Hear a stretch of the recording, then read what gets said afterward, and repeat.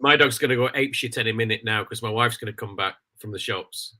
Oh, right, yeah. My dog, he's just running around the garden. But we're live. It's beer o'clock on Real Ale Craft Beer. I'm delighted, absolutely delighted to have Pete Brown with us tonight. How you doing, Pete? How's it been? I'm doing really, really well. How are you? Not too bad. Absolutely fantastic. I'm super excited to have you on tonight. We were just talking off here now. I've not done a live stream like this in a couple of months, but I haven't interviewed anybody in at least 6 or 7 months. So bear with us. Bear with us. But yeah, we got a nice cold lager in the summer. Is it still muggy and horrible in London? It's always horrible in somewhere, but yeah, it's just kind of like, as well as the heat and everything, you've got this lovely layer of pollution that just holds everything in and keeps it there. So you just, you just kind of like, if asthma is like everyone's friend, basically. Yeah, I see. Yeah, it's about 21 over here. It's just muggy, isn't it? It's really muggy. Yeah. So cold lagers all around. Cold lagers. Absolutely. Cheerful to start off with. What are you drinking, Pete? I'm currently drinking Camden Hells because which is not very cool now. They've been bought by Anna's Bush and Bev, but it's just everywhere and it's cheap and I don't care. I've got no money, so I'm kind of buying it. But my whatever's good. I like it. I like it. Me too. I will when they mess around with it, and ruin it. I will stop buying it. But they haven't done that yet. It still tastes good. Absolutely, and that's my sentiment with all of these kind of. We got Pete's brand new book we're going to talk about in a moment. But while we're on this very subject, I think it's a really important one. I don't mind if a company gets bought out as long as they keep the beer the same. If the beer's the same, perfect. I think there's different reasons. Wrong word, but yeah. People are for different reasons and stuff, and it's like, do I wish they were still independent? Yes, I do. Yeah. But if some bloke decides that he wants to kind of cash in on his hard work, then you can't really. I don't know. I think if you run your own independent bottle shop or something like that, you've got a right to complain and be upset. But I think if you're just a keyboard warrior who's working for a corporate job themselves, and they're sitting there with their nice salary in their nice office. Complaining that someone sold out to the man, it's like, well, no, you don't really get to say that. Absolutely, yeah, and I think Camden Town Hell's Lager is a perfect example of it being left alone, as you just mentioned. Yeah, I'm sure they will. I'm sure they will fuck it up one day, but they haven't done yet. No, they haven't. Thank goodness. So I've seen you over the last few months. I've seen you at Brew York, and we've been out in the real world again, haven't we? We have, yeah. It's been really good. It's been really good to actually be out and meet people. I will say though, I found it because I was doing loads of stuff before COVID, and you probably the same. But I found it a massive adjustment because all of a sudden the emails start coming again when you come and do this and when you come and do that. And it's almost like I got used to traveling, and then all of a sudden it's like this daunting thing of. I've got to be there by I got to catch a train at 7 a.m. to get this connection and I don't know about you, but I just felt a bit daunted with it all, especially Liverpool. I was thinking, Seba, Liverpool, is that going to be okay? Well, I forgot all my tricks because if I'm left to my own devices, I'm really bad. I'm always missing trains. I'm always late. I'm really disorganized. And over the years, I've been doing things. I put all these different things. It's like, right, pack my bag the night before. Think of everything you might want, put it in the bag, all these connectors, all the kind of wires, adapters, all that kind of stuff, all in the bag the night before, wake up at this time, add an extra hour to the time, because I'm in London, this is just chaos, add an extra hour to the time, and then like do some work when you get to the station, that kind of thing. And I'd forgotten all that. And so going back out into it, I was just chaos. I was turning up to places where I like wanted to show slides at a presentation. It's like, well, have you brought it on the USB stick? I'm like, oh, what? Oh yeah. You run around the shop and you run around Curry's and get one. And so it's just I'm kind of back to normal again now. But it's a really tough readjustment. And I suppose getting back, I remember we had a bit of time in Barcelona a few years ago, and there's things as well that catch you out by surprise. I remember on the coach with yourself and a load of other bloggers, and my battery went on my microphone. We had to stop off at that electronics shop, if you remember right. That was really embarrassing. I was like, oh, because you think you've got everything, and all of a sudden something goes wrong along the way. But we're not here to talk about technology. We're here to talk about your brand new book, which I found really interesting. I was just mentioning, I haven't. I don't know. I've always been a gamer. I've always liked watching videos and stuff, but I haven't read a book since I was about 18 years old. Well, it's my an honor. family, in my younger days, I used to do 12-hour days on the building site. I'd be knackered and falling asleep in my dinner type of thing. So I suppose I just fell out of that habit of reading books. But after being a 43-year-old now, picking up this book and sitting there whilst my wife's reading her Kindle and I'm reading my book, absolutely loved it. And I found I went to sleep so much easier. Bang! You read a book for half an hour. Bang! You're going straight off to sleep. But there's some really interesting things in this book, and there's a little bit about your teenagers as well, which I found really, really interesting. And the fork. If I'm going too quickly, if you want to jump in and talk. Okay. I found this really interesting fork in that you could have gone down your father's route and becoming a member of the club, but you chose a different path subconsciously. I think it was in the book where you didn't really kind of, what's the word? It was not a conscious thing that you didn't want to join the club. Yeah, so I'll just excuse me, just back up a bit. So ClubLand is a social history of the working men's club movement. And I know you've got a lot of followers from around different parts of Europe, haven't you? Yeah. And the Working Men's Club is a particularly British thing, particularly where we grew up. For me, in the north of England, for you in the south of Wales, they were very big there. And so I'll just say Working Men's Club was kind of originally set up as an alternative to the pub for working men in the Industrial Revolution. And so there were places where large groups of working men, and we talk about women and how that fitted in and why they were excluded. We can get onto that, but it was kind of a place for working men to kind of be on their own and to drink and to relax, not just to drink, but just kind of do a lot of play pool, play snooker, have a sing song, all that kind of stuff.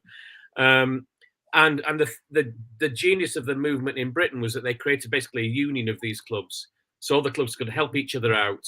If you were a member of one club, your card would get you into any other club anywhere around the country. So if you were traveling, you'd go to the local club there. And when I was a kid, these clubs were basically a rival to pubs in a lot of industrial towns. A lot of people prefer the clubs to the pubs. So I remember them as a kid, and they've almost gone now. And then I wanted to research the history of them, and no one else has really done a proper job on researching the history of them. So I wanted to tell that story. So that's where we are, and that's where the book comes from. And yeah, the last couple of books I've done, as you said, there's a lot of history in there that I got from research, but I started putting, I'm getting old, and I've started putting bits of my own story into these things. And yeah, the club for me was a symbol of it, because it's like proper, the club is like, the good thing about it is that if you're in a big mining town or a steel town or something like that, the club is where everyone goes. It's their community, and they all know each other, and outsiders aren't welcome, and all that kind of stuff. And it's great if you're in that community. Yeah. And I grew up in that community, and then when I went to leave it, I kind of screwed up, and it's like, oh, you're one of those outsiders now, are you? So the clubs for me when I was a teenager was a quite a symbol of the fact that I was rejecting my background. I was rejecting where I'd grown up. And saying, well, now I'm better than you lot. I'm going off to university and that kind of thing. So that's kind of haunted me all my life since, and this has been a bit of kind of getting back to it. I think though, in the long run, in terms of our industries, they've all kind of. I remember I was born in '79, so the 1980s was really kind of the fall of coal, and in Barry Docks, where I live, it's the second deepest dock in the world where we live here, or it was growing up. I'm not sure if it is anymore, but it was a crying shame, because I remember, like yourself, I remember reading a piece in that book that made me smile, because one of my first memories of being out was at a Liberal Democrat, they call it the Libs in Barry, on Thompson Street there. the Liberal Democrats Club, which my grandfather was a member of all of his life. But one of my first memories was jumping into a pile of presents at Christmas time at these Christmas parties where they'd have that same thing, glitter everywhere and lights, and it was a lot of money. Well, not thrown around, but I think, like you said in the book, they were pretty kind of dark, grim towns back in the day, and Christmas was a time to really kind of light things up, put a smile on everybody's faces. So that was one of my first memories of being at, was that kind of jumping into a pile of presents. I'm sure I got undiagnosed ADHD, but that's another story. It wasn't a thing growing up, was it, for us? But no. Yeah, that was one of my first memories. But my grandfather's still alive. He's not too great anymore, but he used to come on the videos with me. But he was still going to his club up until 2 years ago, and I believe it's still open. It's still open, but like you say, they're really kind of, a lot of them are becoming apartments now in our town. Yeah, it all come in. I think the thing about, if you've got a club, is when you're a member, you're a part owner of the club and the building and everything else. And so what's happening in a lot of places now is you get that, they shrink. The people in the club get older. They don't attract any new members. I'm 54 and I'm a young member of my local working men's club now. Yeah. And so don't attract any new members. And it gets to the point where it's like there'll be 100 of them left. And some bloke comes along and says, "Well, I'll buy it off you for this much." Yeah. And they'll go, "Oh, well, that's like 10 grand each. We're well in."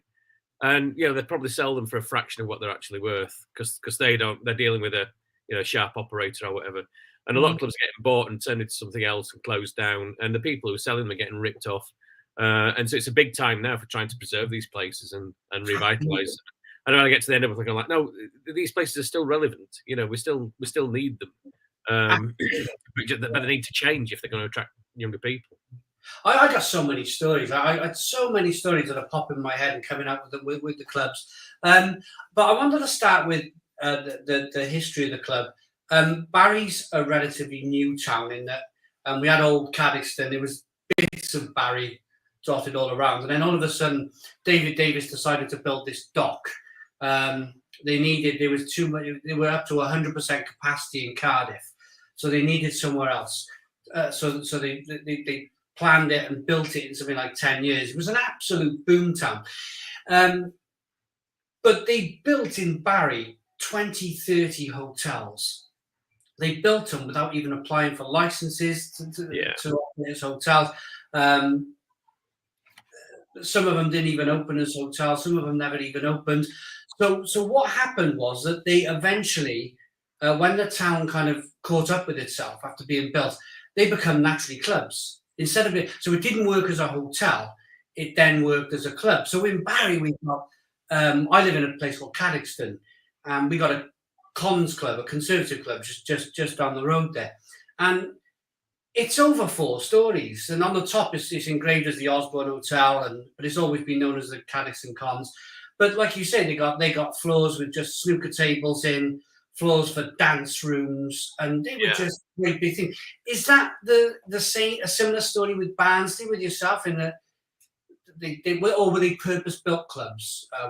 It went, because the thing is, a lot of people who were members would be tradespeople and craftspeople themselves, and so when they started off, they'd either hire a room above a shop or something like that, or they would literally build it themselves. It's like, well, Tom's a brickie, and this guy's a plasterer, and this guy's a carpenter, and they would literally build the club themselves. And that's where they'd meet for a bit, and then they'd sort of raise some more money, and they'd put a concert hall on it, and then raise a bit more money, and they'd build a games room, and it went like that. And then they got so big and so popular that the Brew, what happened in the 60s, the peak of ClubLand was, after the Second World War, we had loads of bombed out slums, how many people living housing that was absolutely horrible. And so in the 60s and the 70s, there was this massive program of building new estates. And when they built the new estates and they moved people to these estates, they'd leave spaces. There was a lot of Labour councils in these areas. They'd leave space for a new working men's club and say, well, that's yours if you want it. And then the breweries would come in and they'd say, well, we'll lend you £250,000 to build this purpose-built place. I'm tired. And so all the clubs that we've got now that look really run down and grotty, in the 60s and the 70s, they were these massive leisure palaces, you know. And they were state of the art, they were luxurious, and you'd just be sitting there in the middle of a boring humdrum housing estate wherever in the country. And then you've got this just this amazing place with like 4 bars, concert rooms, games rooms. My local club's got 9 full-size snooker tables in it still. Yeah, you know? yeah, brilliant. Yeah. Steve Davis's brother just came and surfaced the tables and stuff, and that was just normal. So you could go down to the end of your street and just see some quite famous singer or comedian just doing their shit at the end of your street, and they were remarkable for what they were. They really were. I got some comments. Just I'm going to quickly get to. Yeah. We have lots of people in. Hello, Simon Wood. Hello, everybody. If I'm not engaging so much with the comments, everybody, it's because I'm talking to Pete and we're having a conversation. But I hope you like this kind of fly on the wall kind of stuff we're doing here. One from Arthur Daly that's really good. Arthur did the beer in Newport with me just about a month or so ago. It's really good history on Newport and its brewing and castles, and they were brewing in castles and all sorts back. But he's saying in Wales the clubs were not subject to Sunday closing hours as the pubs were. Was that a big benefit of what? That was the first. A version of that was the first thing that made me want to write this book, because the 1872 Licensing Act. I don't want to turn anybody off, but 1872 Licensing Act said that pubs were subject to closing hours and were restricted, but private members' clubs were not. They could open whenever they wanted. And at the time, the people making those laws, they drank in private members' clubs.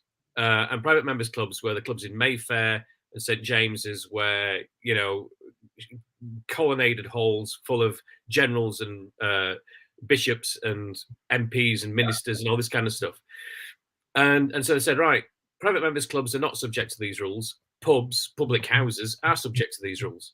And it was like, okay, so the politicians in London can carry on drinking whenever they want, but everyone else has got to stop. And it's like, oh, this sounds familiar from lockdown parties, But the working men's clubs have been going for 10 years by that point. And they came up and they said, well, we're private members' clubs. And the judge said, well, we didn't mean you. It's like, no, but it says private members' clubs and we're private members' clubs. And they're like, oh, shit. So the club men outsmarted the authorities and the upper classes and said, well, we're by the same rules as you. So from then on, clubs were always more liberal. They had more hours. They had more freedom than pubs did. And that was a big part in the success. Arthur's absolutely right. And is that why, even on a Sunday, like the high street that I live on now, called Vere Street, it's more or less all finished with there was butchers and greengrocers and everything else. But on a Sunday, it's all closed up now. But on a Sunday, at 12 o'clock, you'll still see a line of cars outside the club where it's maybe that kind of, it's almost like a memory thing. It's hit their memories like, we got to go to this place on a Sunday. It was a privileged thing back in the day. But it would always be bingo, or there'd always be something going on a Sunday in these working class clubs. Probably because they didn't want, they didn't want to lose, or they don't want to lose it today. That kind of freedom of being able to drink on a Sunday. Not that we'll ever go back, I don't think, to closing pubs on there. Well, let's hope so. But yeah, it was a key part of it. And then also because they didn't have a profit motive, they weren't all owned by pub codes. Yeah, they could sell the beer more cheaply as well. So not only could you drink longer, the beer was cheaper, and so they sold a lot of beer and they made a lot of money, even though they were selling it cheaper than the pubs. And all that money got reinvested into building a new concert hall, building a new games room, booking bigger acts.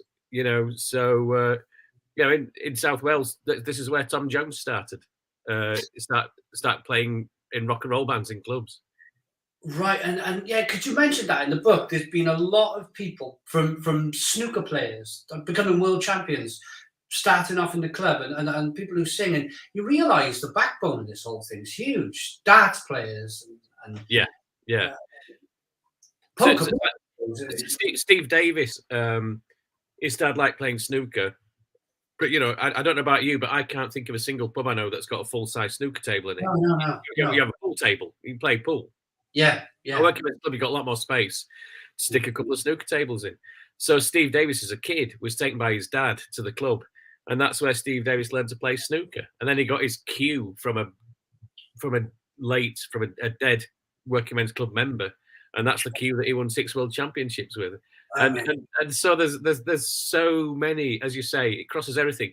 Bingo was like the first thing that got women out of the house in the 60s, when women had a bit more money to spend. Up to that point, working class women, their social life was over the garden fence. There you go. Yeah, what have you got? What dog have you got? She's a cross between a poodle, a poodle and a fucking foghorn. A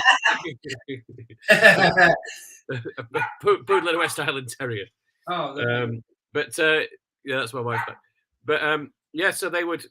Where were we? Yeah, so women got out of the house to play bingo, and so then what the clubs would do is like, right, there's bingo in this room for the women, and there's beer in this room for the men, and then everyone comes back into the same room when the turn comes on, when the singer or the comedian comes on.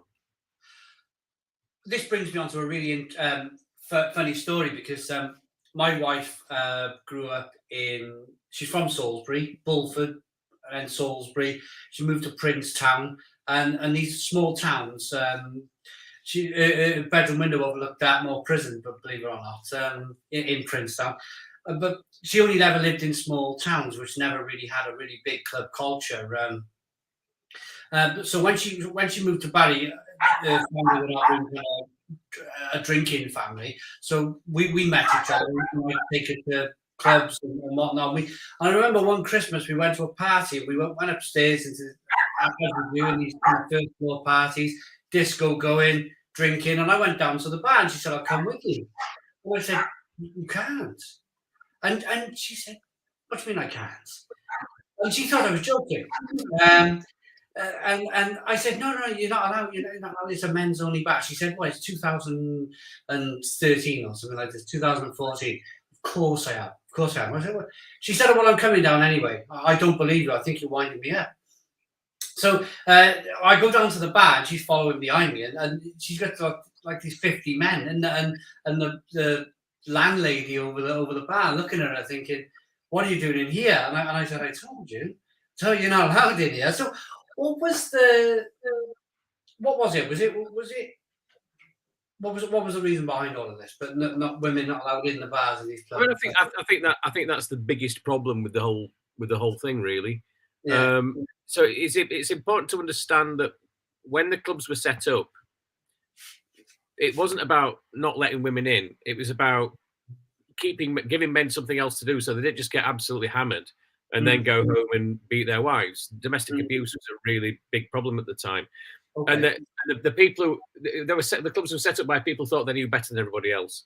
So they said, well, working women who work in domestic service, they're already learning how to be civilized from working for their betters, you know, in kitchens and that kind of thing. It's horribly sexist, but it was, you know, just how it was then. And also women didn't have the vote. And working men's clubs were about educating working men to be civilized and vote for the right kinds of people and stuff. I'm talking very much from the point of view of the upper classes who set them up. So women didn't need this in the eyes and the minds of the people who were setting them up. But from the 1950s, women were always welcomed to working men's clubs. They just weren't welcomed on an equal basis. And clubs could decide for themselves what rights women had, whether women were allowed in at all, whether they were only allowed in one room, whether they were allowed to go to the bar. And for me, there was, particularly after the First World War, there was an argument for a male-only space where men could be with people who understood what they'd all been through in the trenches and that kind of thing. But as soon as you get to a point where you say, well, women are allowed in, there's then no argument to say that they shouldn't be equal. Either it needs to be a male-only space for whatever reason, or if women are allowed in, then they need to be allowed in on an equal basis. Anything else is just sexism, you know. And it took the clubs over 50 years to sort this out. And in the end, women weren't given equal rights in working men's clubs until 2007. And I think this is one of the biggest reasons for the club's decline. So I was 18 in 1986. Yeah. That's about the point where clubs started to decline. Mm. And unlike my parents' generation, if I was out with a bunch of mates, there were male mates and female mates. Yeah. So if we were going out for a night out and half our group weren't allowed in, then we weren't going to go there. Yeah. If we were in a male only group, then we wanted to go out and meet single women. Of course. If single women weren't allowed in clubs, again, why would we go there? So Exactly. I think that's a big reason for the club's decline. But by the time you were doing that, it was actually illegal against the law to say that women weren't allowed in those spaces. And there's still a few clubs that do it. There are clubs up in Newcastle that still don't allow women in, but they're breaking the law when they do. Even in Caddiston now, there's no women allowed in the bar, which I didn't realise they were. Yeah, perhaps they are breaking the law by doing that. But there's a 2010 Equalities Act. All right, okay. That said any private members club cannot discriminate on the grounds of sex or race or and gender or anything else. So of course we've seen this massive shift, because I suppose if we're thinking about it, I think we need to think about industry, don't we? So if the working man is coming off the dock, if you like, or coming out. What was in Barnsley? Was it steel you mentioned, or was it coal? It was coal. It was absolutely coal. We were absolutely so. Barnsley was the headquarters of the NUM, right? Mine workers. You know, Arthur Scargill was from Barnsley. Yeah, the whole miners strike was. I grew up, you know, in the heat of the miners strike, basically, which is why I'm a rabid left winger, because you can't not be if you grow up in that. But yeah, the men. I found this lovely account of. This bloke in a club in Barnsley who said, I thought the barman had lost his mind, because he's just sitting there about 12:30. Said, I'm the only person in the bar, and this bloke's just pouring pints and lining them up on the bar. Yeah, and so he's got about 100 pints there. I thought, he's gone. Yeah. And then you hear the whistle go at the pit, and suddenly 100 blokes steam into the bar, do this, and then steam out again. It's just, but you know, it was that kind of thing. We worked together, then we played together, and very close knit. I think there's pros and cons to that, positives and negatives. It can make you very insular and inward looking, but at the same time, those community bonds that it builds up are absolutely vital and really important. When people feel downtrodden, they can get together and they can do something. And it's just that thing, you know, all these industrial jobs, whether we're talking shipbuilding or mining or steelworking or whatever else, they were really tough jobs, and they were really monotonous. And it's just at the end of that working day, to be able to just go with people and go, have a pint if you want a pint, read a paper, play dominoes, play snooker, watch a comedian. They were just really vital. And it's the decline of those industries that's also linked to the decline of the clubs. Is it Germany or America where certain companies, it might be something like Ford or a steelworks or something, don't they have a culture whereby it's part of your contract that you're going to have a beer with your fellow colleagues? Because if there was a bit of gripe, if there was a bit of because you're working 12-hour days together, you might get a bit snappy with each other. You might get a bit so to resolve that, they were made to go and have a pint together. It was part of their contracts, I'm sure it was. Or if it wasn't written down, it was expected that I'm not sure if it's Germany or America. That if we got any Germans or Americans watching, you've heard of that. But that sounds very similar, because working in close knit communities like that, you probably need to, and it's a chance that if you had a bit of a snap at one another during the day in work, that you could resolve it in the club very quickly, and then bygones be bygones. The next day is the next day. I think that's something I've always said about beer generally. And talking about America, I don't know if was it 2009, and there was a potential flashpoint in American politics because a white cop arrested a black guy for breaking and entering. And then it turned out the black guy was a professor who was going into his own house. Oh, blimey. And the cop just couldn't believe that a black guy could own a house as nice as this. And so you got all the ingredients there for like a race riot, for a really violent political situation. And Obama said, right, we're going to sort this out over a beer. And so he got the white cop and the black professor around to the White House garden, and him and Joe Biden sat down with them, and they just talked it out over a beer. And I thought that was so symbolic and so brilliant that it's like, why does it matter what they were drinking? What if it was a cup of tea or a coffee?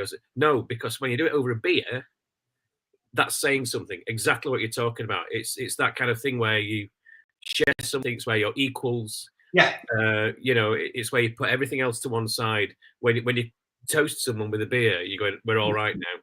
And I've seen so many situations when I used to work in business where you got something that could have led to a disciplinary being sorted out over a pint instead. Absolutely the way to go. Absolutely the way to go. I'm just going to quickly get a few comments in. Rolling back up, there was. I've gone too far. Chris Martin said a while ago, Phoenix Nights was almost docudrama. Oh, I remember Phoenix. I laughed. Brilliant. Absolutely fantastic. One of Phoenix Nights. I always remember the scene where the guy, it's unfortunate, but it was a bit of a joke when the guy passes away in the bar. They blow all the steam all over him, or the smoke. That was the first episode, wasn't it? And this is why I thought when I first saw it, I thought you've got in my head. You've been camping in my head. So one of my best friends, Zoe, and I'm seeing similar comments in a lot of the comments here, that her grandfather was the chairman at his club, right? And he went there for 60 years or whatever. Died when he was in his mid-80s, and they used to call him Captain. Right, the captain. Captain's in, and anyway, it's like, right, all right, And then when the first episode, that bloke who died in the first episode of Phoenix Nights, they called him Captain. He was the captain. And I was like, shit, this is too unreal. This is like, how did you know about Captain? I want to quickly just to obviously ask people to go and purchase this book. Of course, you've got your Amazons and whatnot, but if people got a local bookshop, will they find it in a local bookshop? Should find it in a local bookshop. There's Amazon's good because I get a ranking and that does well and it helps promote it. But if anyone doesn't like Amazon, there's now bookshop.org.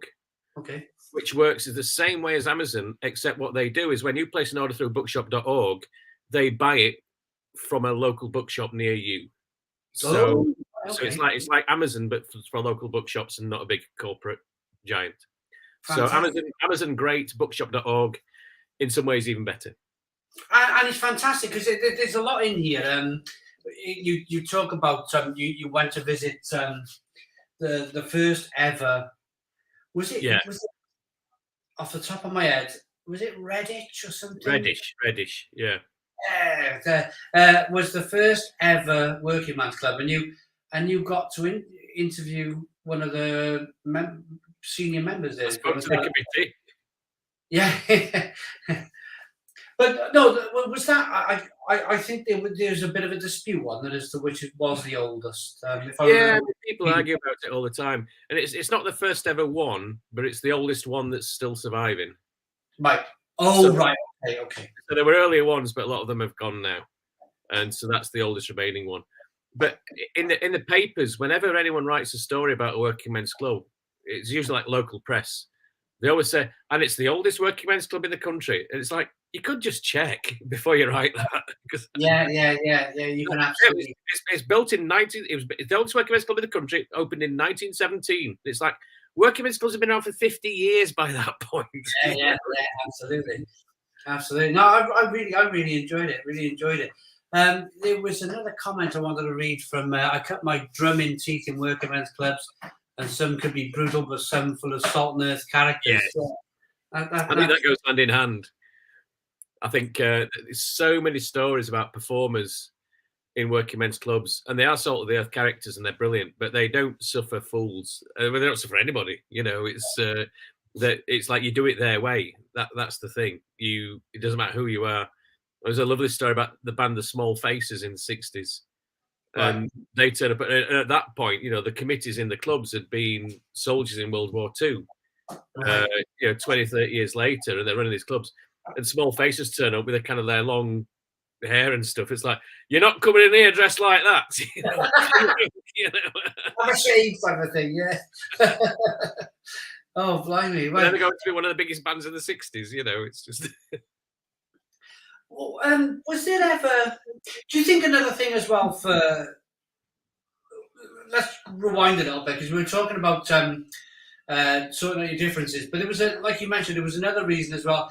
I think the other reason was, of course, the decline of industries around the UK, and then a lot of youngsters started to go into university, didn't they, including yourself? And I suppose culturally, as you mentioned, you go to university.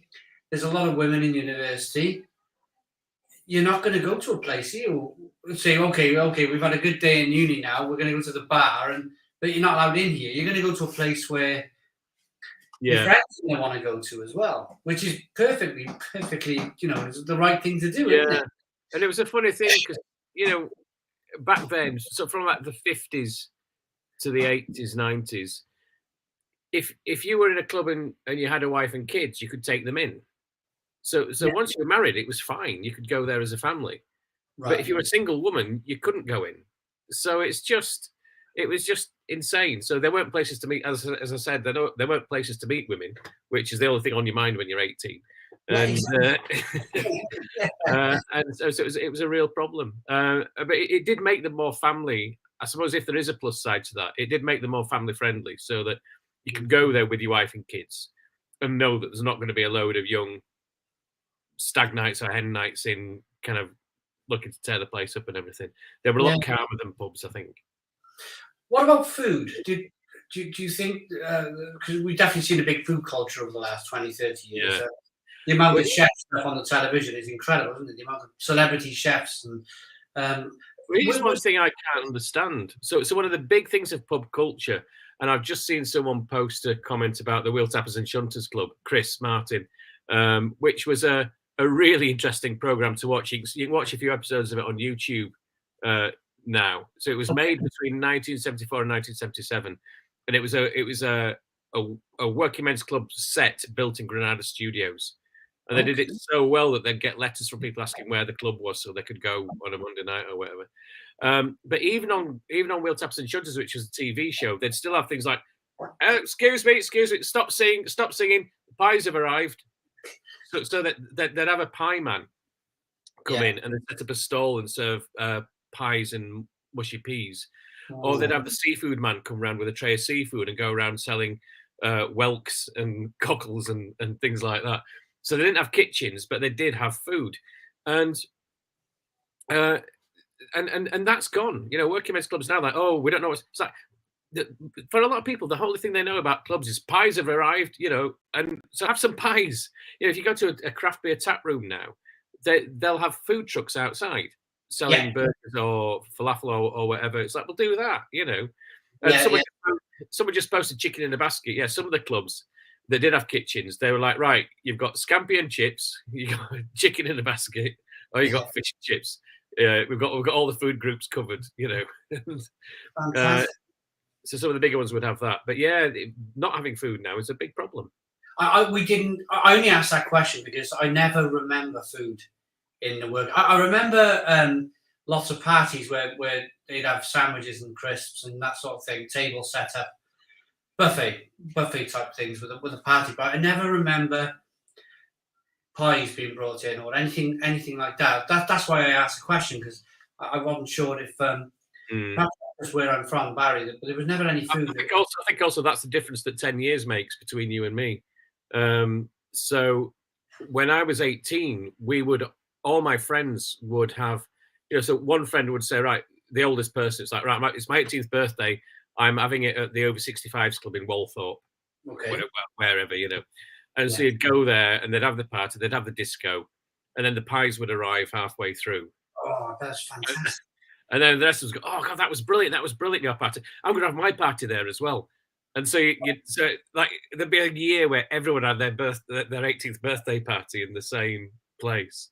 And then it would move along. Someone else said, "Oh, I'm having mine at this club over at the hospital club up by the hospital." It's like, right, we're all going to go and have our parties there and things like that. So it was really, and 10 years later, it had probably gone by the time you and your friends were having your 18th birthday parties.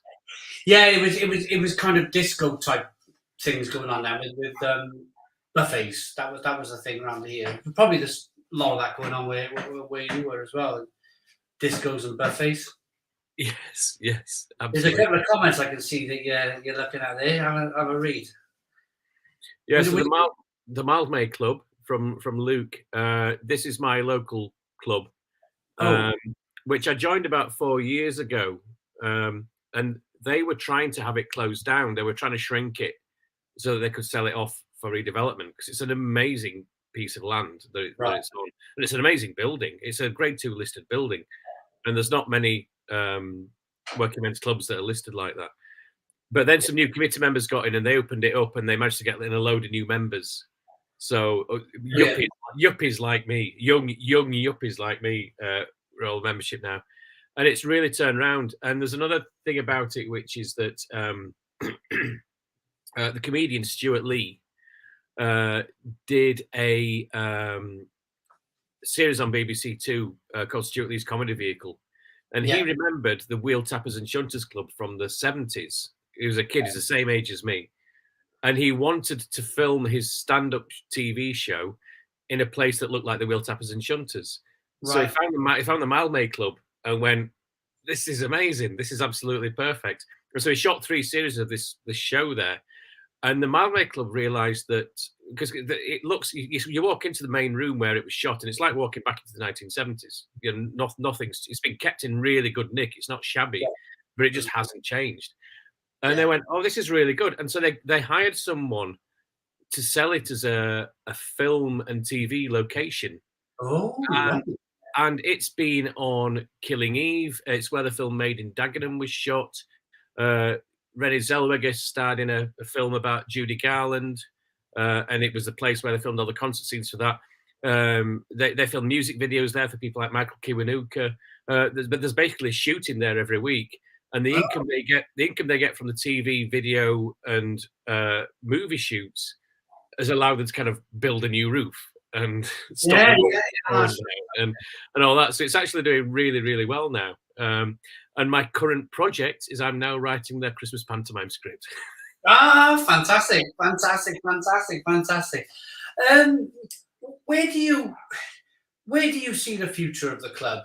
As I mentioned earlier, in Barry, you seem to have a few clubs that do really well.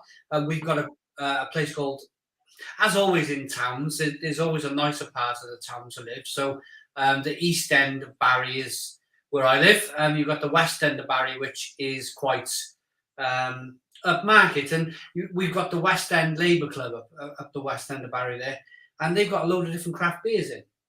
Yeah, Beers in. They can drink craft beer. Glamorgan Brewing Company and all the other different craft beers around the place are all selling their beer in there, and it's relatively cheap.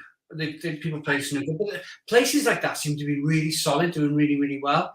Our conservative club down here, it seems to be doing really well. I think they've adapted. They've managed to adapt. But then there's other places which have sold to become a housing association. Which is quite sad to see. The Seaview Labour Club. It called the Seaview Labour Club. So after the first floor, you could just have views of the Bristol Channel for miles and miles and miles. And of course, they were located next to the dock, so people come off the dock in the day, grab their pints, and go off to work. But a lot of them have closed down. Do you see a leveling off? Do you see a point where maybe we can have a bit of a resurgence? So there's about 1,200 of them left, and another big problem is that when the JD Weatherspoon pub chain was growing, it was their deliberate strategy to kill off working men's clubs and steal their. Yeah, it was part of their plan that's what they were going to do. And so when I mentioned that the clubs would be on new housing estates, Weatherspoons would look for a town where there was 2 or 3 clubs on housing estates out in the sticks, right around in the suburbs. And then they would open a central big Weatherspoons in the middle of town near the train station, so they could suck in the people from the clubs on the estates.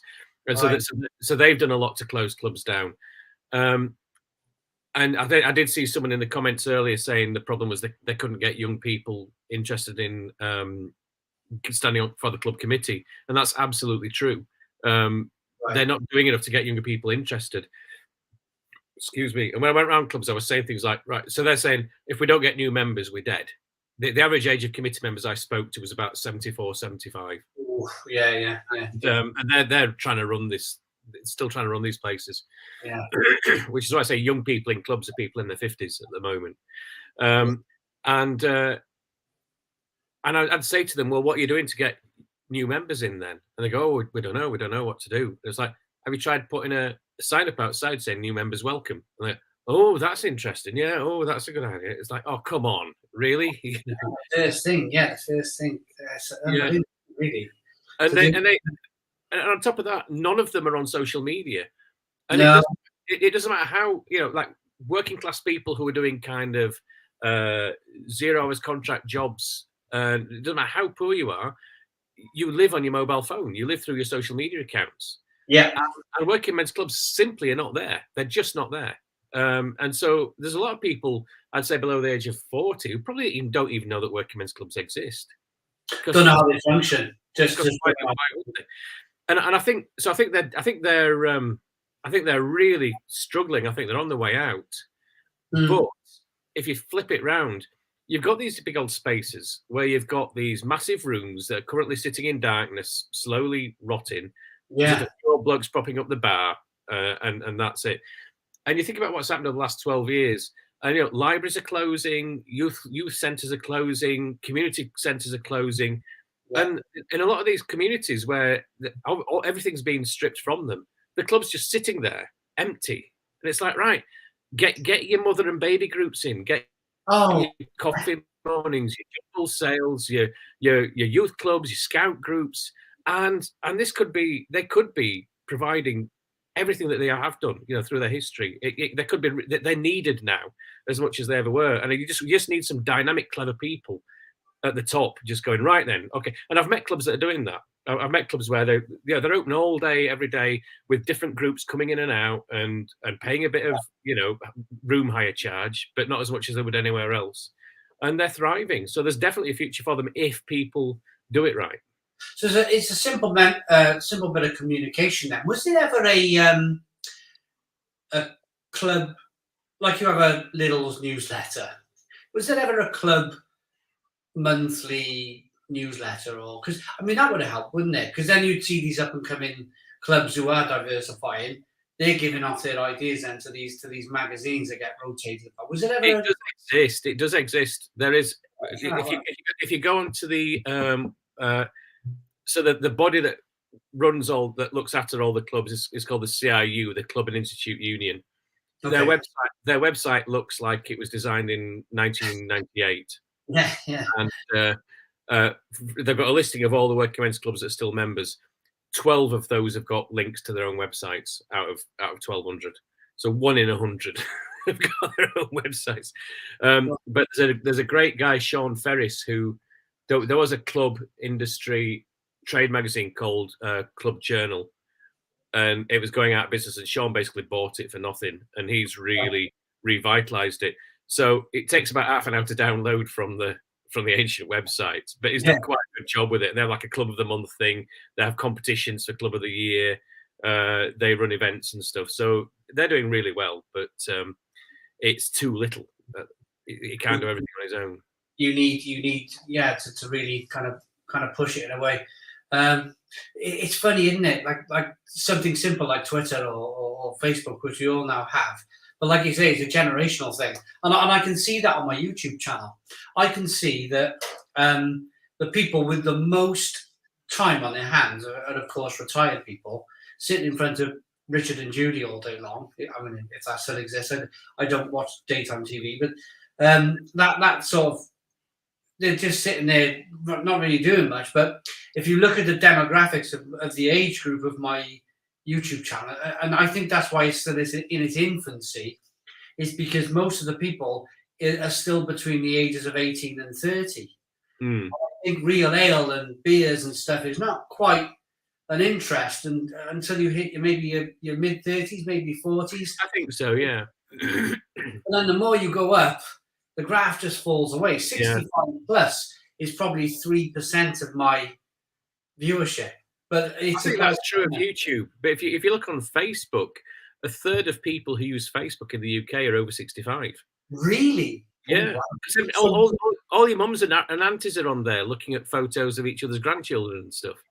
And so if you were working men's club and you were on Facebook, you'd hit quite a lot of your existing audience. Yeah. That's a really interesting thing. But yeah, just showing.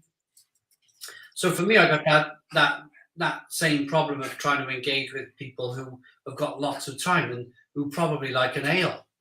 It's finding that. Like, and where are they at the moment? They're in Wetherspoons. That's the thing. Yeah, exactly. Yeah. Probably on the Samsung's working out how to order a pint from the bar. Let's have a look at some of these comments. My club just got its first TV installed, although no aerial. Member base of 70 who prefer talking over watching the TV. Well, I say talking, drinking was a bit of a mumbling over a game of dominoes. Well, I suppose the other thing as well is the price of, if we're talking TV, we're talking sports, aren't we, with these clubs? They have to pay a massive fee for to get the football in. It's something like £1,000 a month, and it's ridiculous. Yeah, it really is. I don't think TV is the way to go for clubs. I do think it's about that lovely community and knowing each other. There's some nice comments here. Yeah, sad as well. You know, we had a snooker and billiard league with 10 local working men's clubs, only 3 left now. But we've got a darts club at the Mildmay, and other clubs will come and they'll play tournaments and competitions and stuff, and it's great. But some nights they'll be the only people in. Right. Yeah, that really helps. I play snooker over Barry Island on a Monday, and they have a snooker league. There's 3 leagues in the snooker. It's basically going around all the clubs, but that makes a massive difference. If 50 people walk in playing in the leagues in your club on a Tuesday night, that's quadrupled your revenue, haven't it? Yeah, exactly. And that's the thing. It's just kind of basic business stuff, but they don't have it. Big Kev, thank you for the Russell Crowe thing. I get that a lot. At the moment, you got that last time, didn't you? On here, yeah. Yes. Yeah. He's starting to cramp my style. Is Russell Crowe? Well, didn't he posted something funny the other day? He was standing outside the Coliseum, and he was I think he was on Twitter, and he was just pointing, saying, "My old workplace." Is it the Coliseum in Rome where he filmed Gladiator?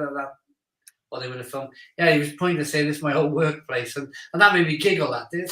Yes. Yeah.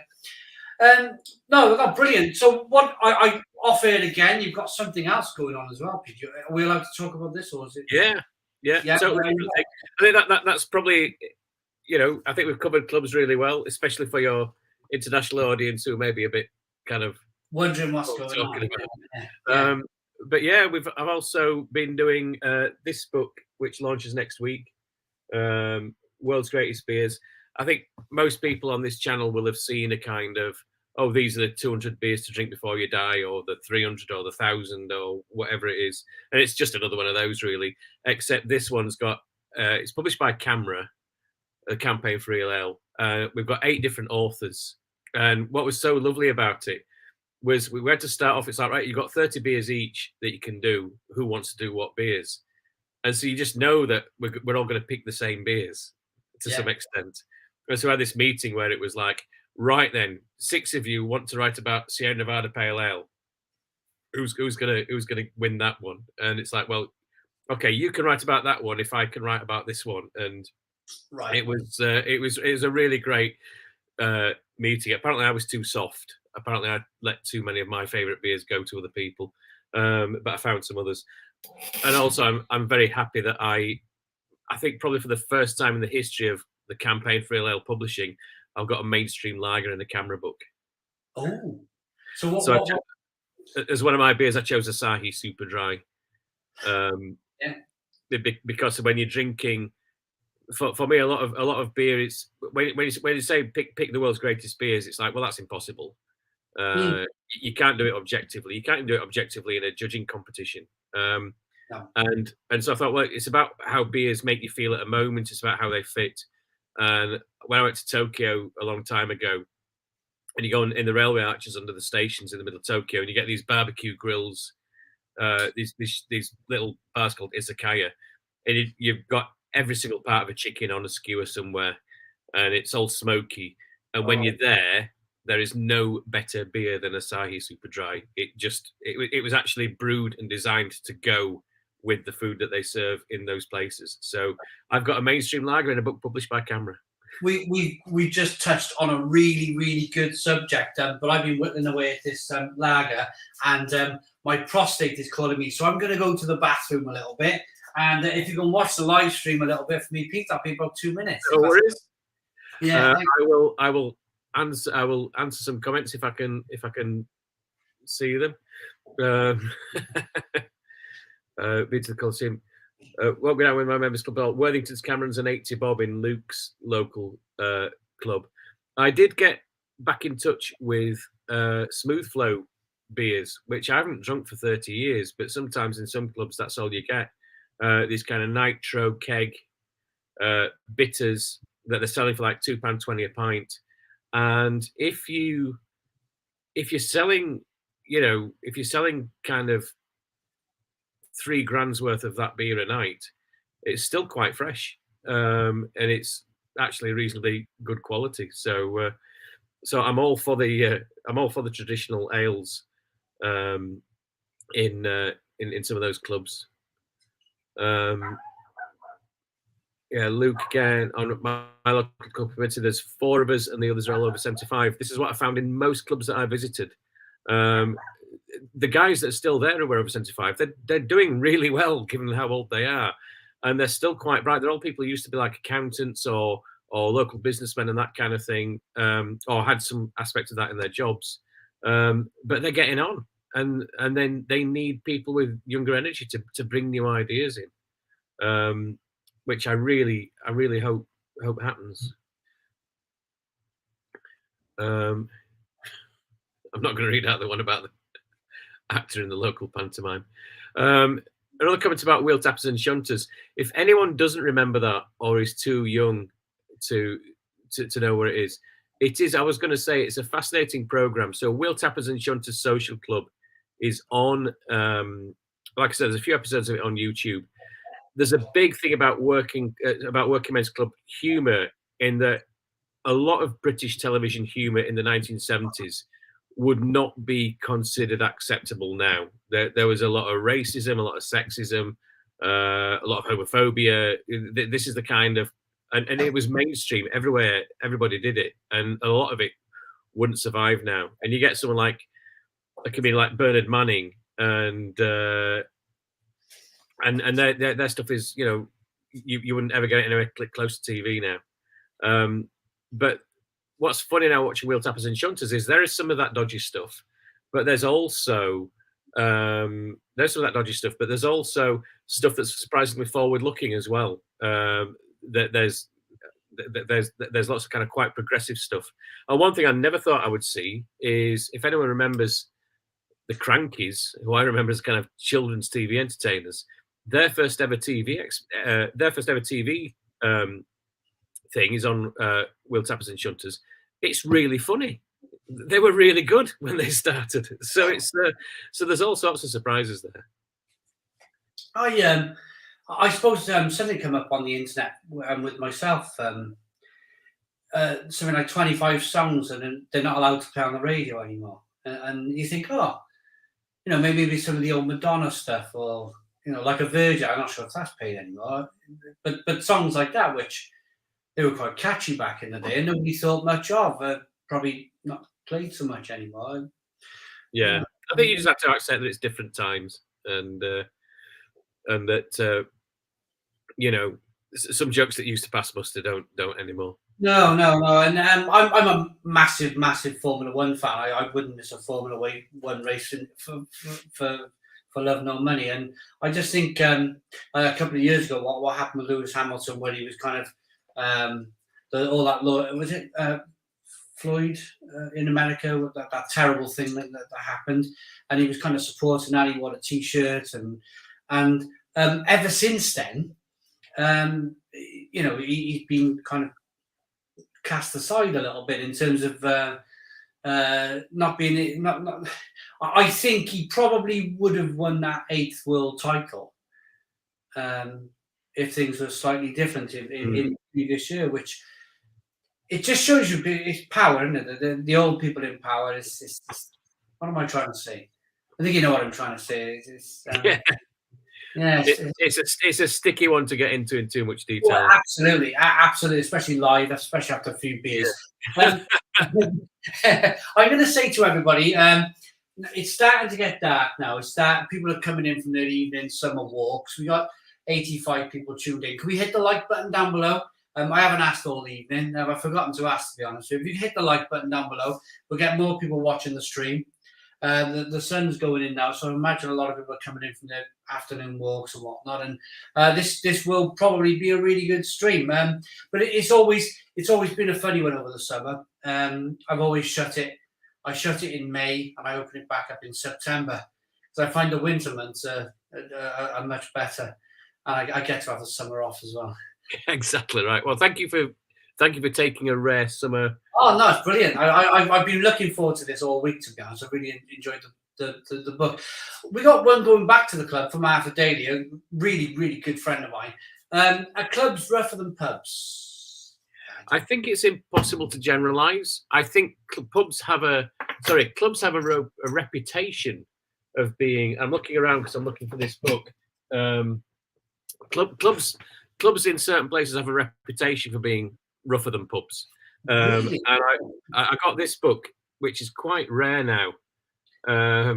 Les Dawson, fantastic comedian who dominated British light entertainment in the 70s and the 80s. And this is a fictionalized account of a comedian working men's clubs and going up on stage and just he writes about just horny-handed sons of toil just swilling beer and telling him to fuck off because he's shit and all this kind of stuff. And it paints a really, really grim picture of clubs. He absolutely hates them. I don't think Les Dawson did, but the character they puts in does. And they did have that reputation. But on the other hand, the thing about clubs, the main point of clubs when they were founded, and it did carry through, was that if you wanted, you could just go to a club and read a paper. You didn't have to buy a drink. You could just play a game of dominoes, and you didn't have to drink as a condition of being there. So a lot of club, and also because you're members, we've got a friend of ours who, when they joined the Mildmay Club, they got pissed and ended up having to be kind of carried out. Yeah. 2 years later, people are still talking about it. It's like, oh, do you remember when that person got really pissed? Wasn't that awful? Because it's like, well, it's our club. We don't want people to be behaving like that in here. No. I popped to the toilet because this is a really, really, I'm really passionate about this subject that you mentioned before I went to the video, and that is drinking beers in the location from where they're from. Just I've drank Samakel in Spain on a 35-degree day in a straw hut next to the beach, and I probably at that time drank 1,000 different real ales and whatnot. But at that time, in that moment, that was the best beer that I've ever had in my life. It's just, there's something about it, isn't it? It's just, you're in a different mindset. And I like to bring that into my reviews. I like to, if I'm drinking a continental lager or I got a Neil Long from he's a scaffolder in Liverpool. He likes his holidays, and wherever he goes, whether it be Malta, Portugal, he'll always send me a beer back. And he sent me recently this bottle of Portuguese lager, and I said, I'm not really doing this beer justice in this conservatory, even though it's a hot day. I said, this is a 100% all malt lager. I reckon in Portugal, in this town where this, or a city where this has been brewed, this would just be magical. Absolutely blooming magical. And I'm going to tell you a story about Warsteiner, which I picked up from Tesco. I was in Hamburg in Germany last year, and I was talking. I went around all of these wonderful Helles Lager breweries and Pilsner breweries, and I had one afternoon. I had one afternoon to myself where they said, "Go off, do what you want." And I thought, brilliant, because as much as probably the same as me, Pete, as much as you like these schedules going around, it's nice to have like the odd afternoon where you're completely on your own. Yeah. So I chose this Vietnamese restaurant. Just had a nice outside area. There wasn't too many people about. I like it quiet. I just sat down and I seen they had Warsteiner on the sign outside. And I thought, this is perfect. So as they brought me out this, it was a similar sized bottle. They brought me out a Warsteiner like this, and the sun cracked through the clouds, and it's just one of those like moments. And I sat there on my own, nice bit of peace and quiet, and I poured this Warsteiner. And again, at that moment in that time, that was the best beer that I've ever drank. And you've been to Brussels recently. Tell us about Brussels. You probably had exactly the same experience. I'll tell you about Brussels in a minute, but on a broader point, this is one of my favorite things to write about and to explore. And what I do with a lot of people, I think there's a very subtle difference. If you say to someone, "What's your favorite beer?" they'll think bottles, and they'll think, "All right, yeah, Sierra Nevada Pale Ale, Thornbury Strap, or whatever." If you change the question slightly, and instead if you say, "What's the best beer you've ever had?" they think context, they think location, they think, "Oh yeah, well it was this." And I often get these stories from other people, and my version of it, what you just said, my version of that is on honeymoon 20 years ago this month. We went to Stone Town in Zanzibar, and when you get the kind of horrible overnight flights and you've got 12 hours of airplane air, and your throat's just fucking, and then we went to get a little hopper plane from the Nairobi airport to Zanzibar, and I thought I was going to die in that because it was so tiny and stuff. And then you check into the hotel, and by this time you've been up for 18 hours or whatever. And there was a bar there that's not there now. There's a harbour, and there was this bar called Blues Bar that was basically a wooden pontoon going out to the harbour with kind of palm leaf sort of shades over the top of it. And we were sitting there, just like desperate for something, and the sea was so blue, and there were flying fish skipping across the surface of the sea, and you could smell seafood coming in off the barbecue where they were kind of doing lobster and prawns and all this kind of stuff. And this waiter in a starched white coat comes up, immaculately dressed, and we said 2 beers, and he brings these beers, and they've been in they've got ice sliding down the sides of the beers, and he pours them into the glasses, and you're just like, that's that moment, that's the best. You could have offered me a Westvleteren 12, an Orval, an Imperial Stout, the best West Coast IPA in the world, and I would have thrown it back in your face. That cheap shit corn-based lager that we had was the best beer in the world at that point. It's funny, isn't it? It's funny because it sharpens when you have a moment like that. It sharpens, like you remember that waiter in the white coat for forever, wouldn't you? It sharpens your mind, and you really, it's just one of those moments in life, isn't it? Like we've been together all over Belgium, Barcelona, sorry. Yes. And I can remember bits of it, but I couldn't remember all of it. But there are moments in your life where, you go, oh, yeah. And this for me was one of those that and I always buy it since. I've always got a Warstein but it never quite tastes the same as no.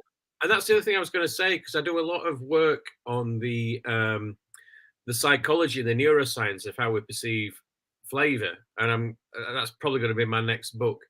And probably everybody here as maybe not just beer, but also kind of, I don't know, ouzo, some cheap spirits, some local cheap wine, and you go on holiday somewhere, and it's all you drink for a week or 2 weeks. Yeah. And so you go, this is the best thing we've ever had. And so you put a bottle of it in your luggage to bring it home, and you open it back at home, and it's shit. It is. Nearly always. And Yeah. and it's not, that's not just you being dumb. That's not just you going, oh well, I must have been wrong when I thought it tasted good when we were on holiday, or it must have, all the kind of different. So firstly, things are brewed for the local climate. Yeah. You know, Cool. Yeah. so something that tastes good in 35-degree heat is not going to taste as good in 12-degree heat. And so different places brew stuff that works where they are. But also your perception of flavour is totally influenced by, are you on holiday? Are you happy? Is the sun shining? Can you smell the sea air? All those things actually do genuinely change your perception of flavour, and a million other things as well. Yeah, and I suppose for the likes of myself and you, I like to do that. I like to just switch off and have a few lagers on holiday because it means we're not working. It means we're not. You probably get asked by your partner when you're away, and it was a famous. It was actually done by Michael Jackson. I've seen a few clips on YouTube where he's drinking a pint and he said, my partner just said, am I working? Because my eyeballs twitched a little bit as I took a pint, and he promised that he wasn't working. But I suppose that's another reason why we do go on these. You've been to Brussels, so I imagine you drank a load of great beer, but just to go and drink some San Miguel sometime is a way of switching off. Totally.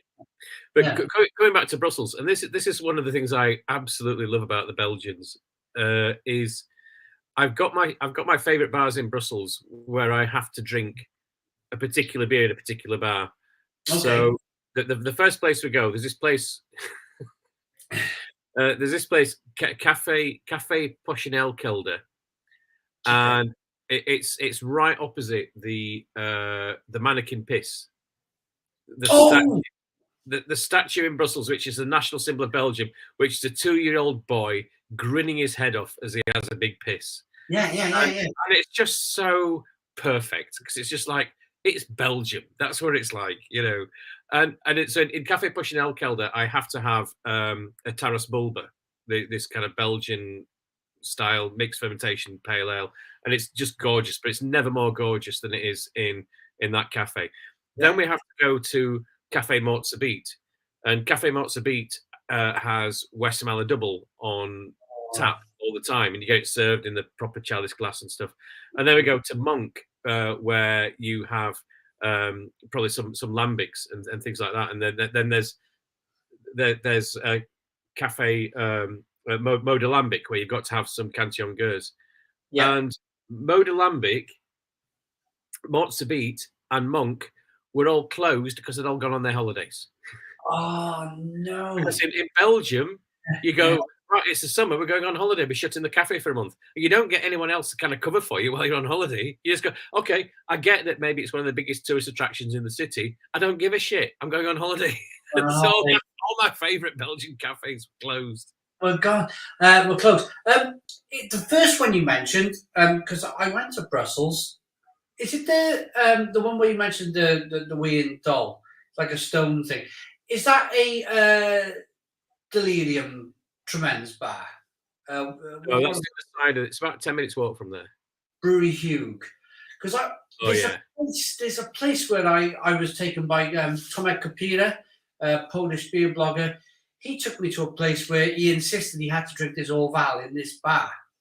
We went to this bar on the corner, but directly outside, because we got the beers and we stood outside for it. It was a warm evening.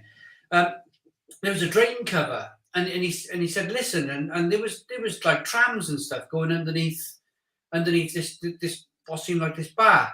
Is that the bar that you mentioned, the first one, where with the doll, with the peeing? I don't think so. I can't remember where this place was, but it was wonderful. Really, really, really lovely. Yeah, there's so many of those great bars in Brussels. And the first time I went, we've got this thing in the UK like, oh, Belgium's a really boring country, and you can't name 10 famous Belgians. Belgians. And I'm like, yes, I can. Duvel, Rochefort, Westmalle. But when I'm in Brussels, I just kind of go, you know what? Yeah, it's really boring. It's really shit. Don't come here. Yeah, you just stay away and leave it for the rest of us. You know, I absolutely love it because you just walk around and you know you walk into the shittest, lowest rent bar in Brussels, and they've still got Duvel, Westmalle, Orval on tap. You know, it's just like this is a shit Belgian bar. And it's better than most pubs. It's got better beer selection than most pubs I know anywhere else in the world. I absolutely love it. Yeah, we went to there was a bloggers conference there about 5, 6, maybe 7. I lose track of time very quickly. Maybe 6 years ago, there was a European bloggers conference out there. Yeah. I went to that, and that was magical. Petrus Brewery, Brababane. They did a speech about sour beer, and they were talking about they did it on a graph, how it quickly goes up to tasting like vinegar, and then it kind of on the graph it takes a couple of years and it comes back down, and then it tastes very nicely soured beer. But it literally, some of the Belgian beers take years to produce, don't they?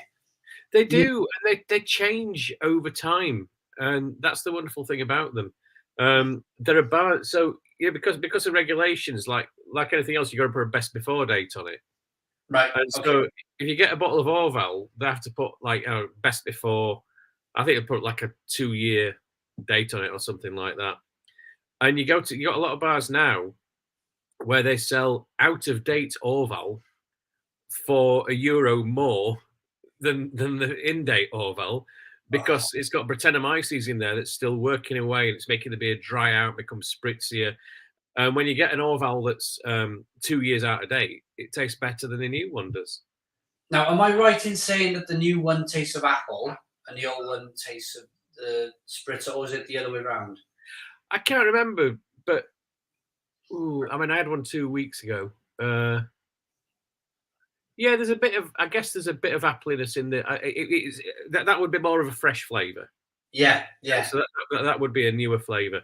And then a long time. Flavors break down and become something else, and then it's to become more complex and richer but older. How can you describe a flavor as old? I don't know, but it's. But if you taste it, you know what. The hardest part of this job is trying to just put flavor into words because it's difficult, isn't it? The language to it is so tough. I'll tell you a secret. The biggest thing for me reviewing beer every day is that I sometimes, and I don't mind holding my hands up to this, I've always tried to be as honest as I can, is that I go into if I get a New England IPA, I've already gone in my mind, like fleshy grapefruit, fleshy blood orange, mango. I've already kind of started doing that before I've even opened the bottle. And I suppose the biggest challenge for me is trying to put all that to one side and looking at the beer individually and going like don't just. It can become a lazy job if you're just kind of just throwing the same old thing out, and it's reinventing new things to say about beer. That's the biggest thing that I find. The challenge of the channel. Yeah, I find writing tasting notes the hardest thing. Because the hardest thing about it is all our palates are different. Yeah, you know, I lost my sense of smell when I had COVID a few months ago, and it's not totally come back yet. But talking to people when we're drinking the same thing, I was doing some beer judging a couple of weeks ago. It's like, and it's almost like when I'm smelling stuff now and tasting stuff, I know what's supposed to be there, but it's like smelling a jigsaw that's got a few pieces missing. And I'm like, are you getting? I'm like, are you getting some pineapple in this? And they're like, yes, I am. Yeah, it's really prominent. I'm like, good, because I'm not, but I feel like it should be. If there's a hole there that feels like it's got pineapple in it, and just from experience, you know. And it's really strange, but you know, I will taste something. You know, like you're saying with your training, with you know what to expect from a New England IPA. Yeah. So it's interesting when drink beer with my wife because she loves beer as well, but she's got no training. And so she just says what comes into her head. And I go through that process that you do, which is, well, I know what style this is. So I know what the characteristics of that style are. So I know what to expect. And we had this beer once and I'm like, and it was full of North American hops. So I was like, okay, I'm expecting citrusiness. I'm expecting piney. I'm expecting sort of funk and dank. And it was all there. And she said, oh, it smells like Parma violets. My wife does the same thing. It was the same beer poured out of the same bottle. Yeah. Our brains are different. And so the beer tastes are different. I find I just go, oh yeah, with my wife. I find I go, oh yeah, actually, you bang to simplify things. You bang on. So whenever my wife gets a wit beer or a Hogarden or what's the other one, Blue Moon, which seems to be everywhere at the moment, with a slice of orange. Yeah, which seems to be the thing. She says, "Oh, it tastes like baked beans." And the moment she said, and I say, when we go out, I say, "Don't mention baked beans, otherwise I'm going to go down that same road as you." And it tastes like baked beans, and that's all I can taste. After that is baked beans, and I'm thinking, why have you done that to me? Why have you? It's just a simplified way of kind of going right instead of all of the kind of the lavender and cloves and all sorts of different yeast flavors. You're picking up baked beans instead. And also the same words mean different things to different people. So for years, when you get those American hops, and they're so vibrant and they're so colourful, and I followed a lot what a lot of other people did, and I said, oh, it's got a big floral aroma, and I knew what I meant by floral. I meant these big, bright, vivid aromas. And I was doing some, when I do consultancy for brewers, I run focus groups, marketing focus groups sometimes. And I was doing some focus groups in Manchester. And we got some tasting notes for a beer and I read them out. And they said, floral? I don't want fucking flowers in my beer. No, fuck off. It was like, oh, that's not what I meant by floral, but that's what floral means to you. Of course it is, you know. Yeah. And you've got to kind of think about words that words that mean the same thing to other people. It's really hard. Next one, I did an interview with Brew York here in this room a few months ago. We've seen a couple of breweries. I mean, how am I going to start this next piece now? We talked about the future of brewing. We talked about the future of where the industry's going. What have you seen since COVID? What have you seen since getting back to normal?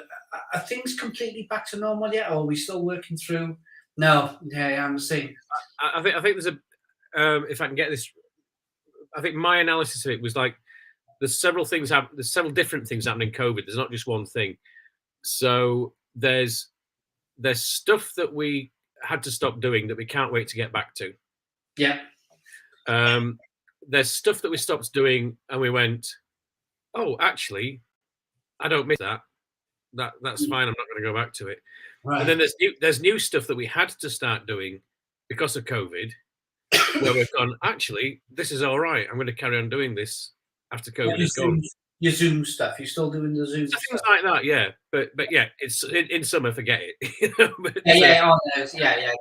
Yeah. But in terms of drinking habits and things like that, so we started making cocktails at home, and during the pandemic, cocktail recipes were in drinks the most Googled thing, the most Googled terms in drinks. And the thing about that is that then when the pubs were all opened and it was back to normal, gin had been really growing. Yes. And now gin in pubs is tanking. Oh, right. Because everyone's now started making gin and tonics at home and that kind of stuff. So when they go to a pub, they want something that they can't make at home. So they're going for more adventurous cocktails and things that don't. So that's one example. A lot of people started getting home deliveries direct from breweries, getting cases of beer delivered to your door, sometimes hours after you ordered them, and that's quite nice. I don't want to let that go.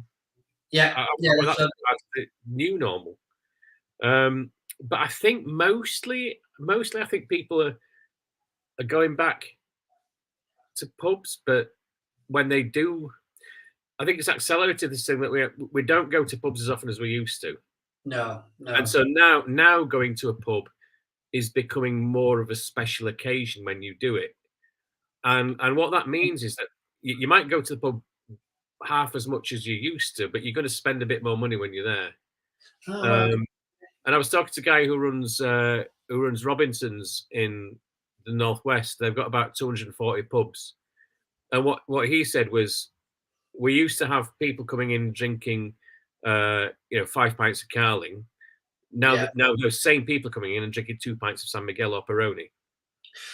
I've noticed that, locally. And you see a lot more of it, don't you? You see a lot more of the taps, the great big taps and different beers, more kind of like, if you want to simplify it, it's like specialist beers.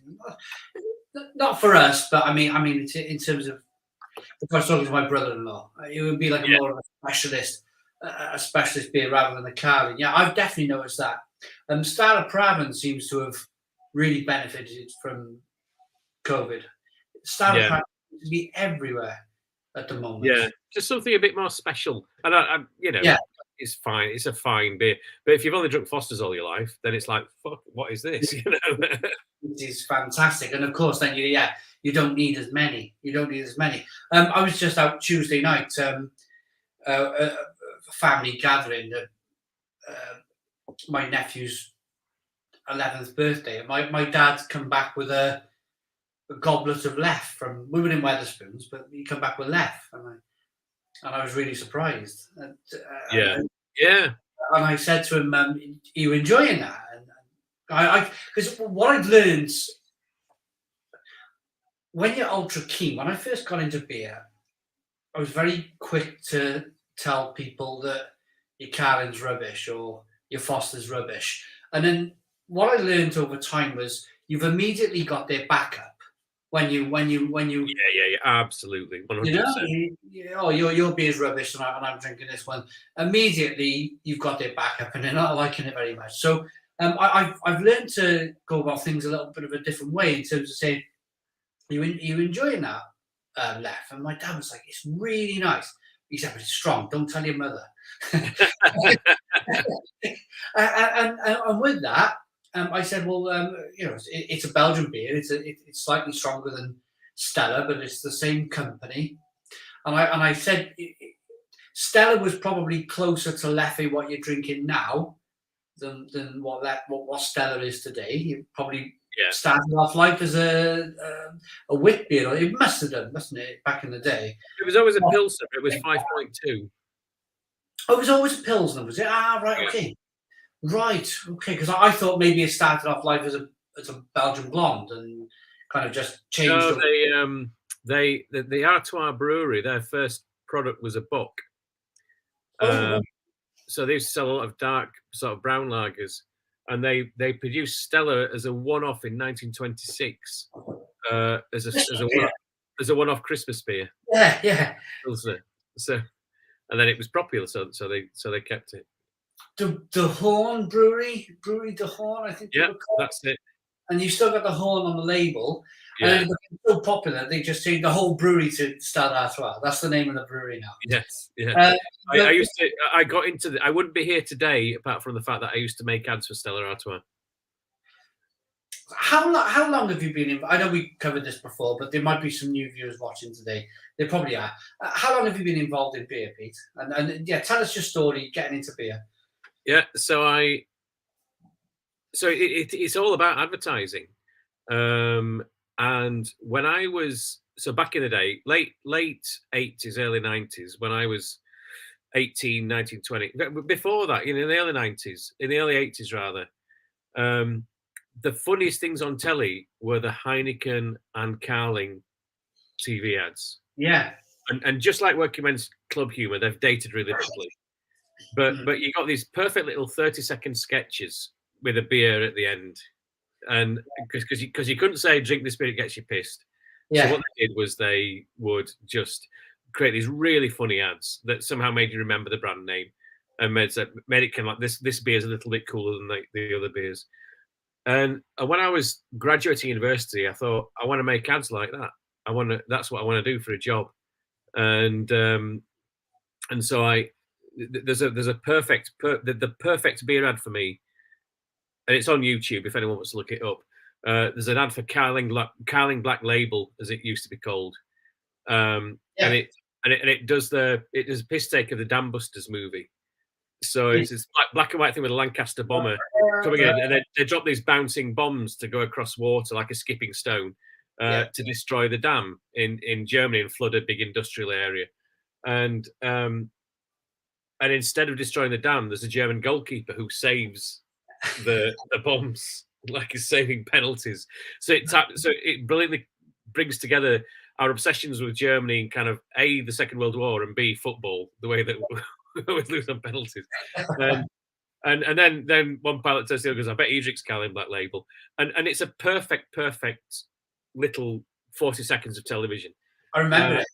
And I was like, I want to make ads like that. And so you do your apprenticeship, and I was making ads for Bleach, Dad's Doorstep Challenge, that kind of thing. Yeah. And then after about 6 years, it was like, right, do you want a job helping do ads for Stella and Heineken? And I did. And that was it. So that was 25 years ago. And after a year of doing that, I was trying to find a book that would tell me the social history of beer, explain why British pubs were different than European bars, explain why we carried on drinking pale ale and bitter when everybody else had switched to lager. Yep. All these different things about beer. And that book didn't exist. And so after a year, I went, fuck it, I'm going to write it.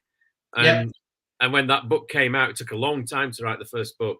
But when that book came out in 2003, I quit my full-time job in advertising and thought, I don't want to do advertising anymore. I want to do beer writing. Yeah. Amazing. And you've met some fantastic characters over the years. I think we had a chat at last year's Brew London in 2021, where I think we talked a little bit about Michael Jackson. You met the late great Michael Jackson, which I never got to meet him. To be honest with you, I didn't know when I opened the YouTube channel. I didn't know anything. I didn't know any characters. I kind of went into it completely blind. Basically realized that nobody was like yourself. Nobody really was really doing beer reviews on YouTube. Only a couple of Americans and Zach. But I didn't because it was specialist beer, and I was drinking maybe a Courage Best or something. I wasn't searching for what. So Zach Avery came a year before me.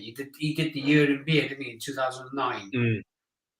So Zach was a year before. He was the first ever UK YouTuber. He was, yeah.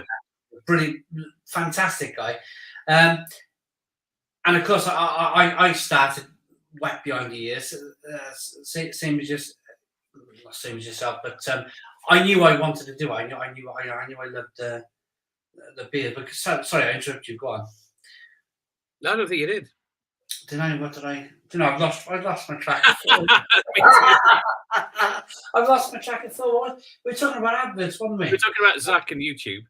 Yeah, Zach and YouTube, and I just realised there was nobody really doing what I thought, ales back. But he was doing more of the kind of the Brax beer stuff, double drop Brax beers, double drop from Oxford, and and I was kind of doing the Witchwood stuff, the hobgoblins you found in home bargains, and then of course we were talking about Michael Jackson, weren't we? That was it. Yeah. That was the reason why I was saying. So of course I got into this whole beer scene not knowing who Michael Jackson was. That was it. So do you mind telling that you've met Michael Jackson a few times, haven't you?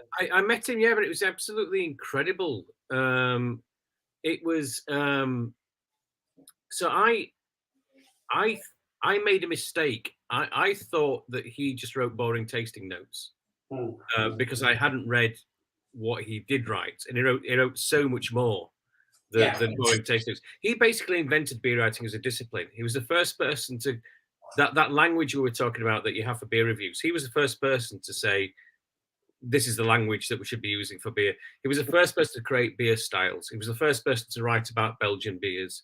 He was the founder of the British Guild of Beer Writers. He did everything.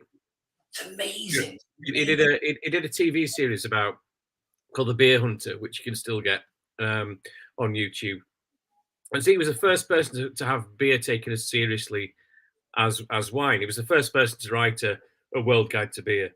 And Connor on the American late night TV show, Connor, he was on the Connor show or something. Yeah, whatever that was. Yeah, that's what I come across him. So he did all that stuff, and he had Parkinson's, which is what eventually killed him in 2007, and he was getting quite frail by the time I got to meet him. And there's two meetings with him that I remember.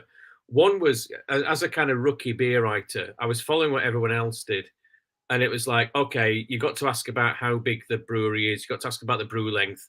You got to ask them what hops they're using. You got to ask them if they're using Marisota barley, all that kind of stuff. Yeah.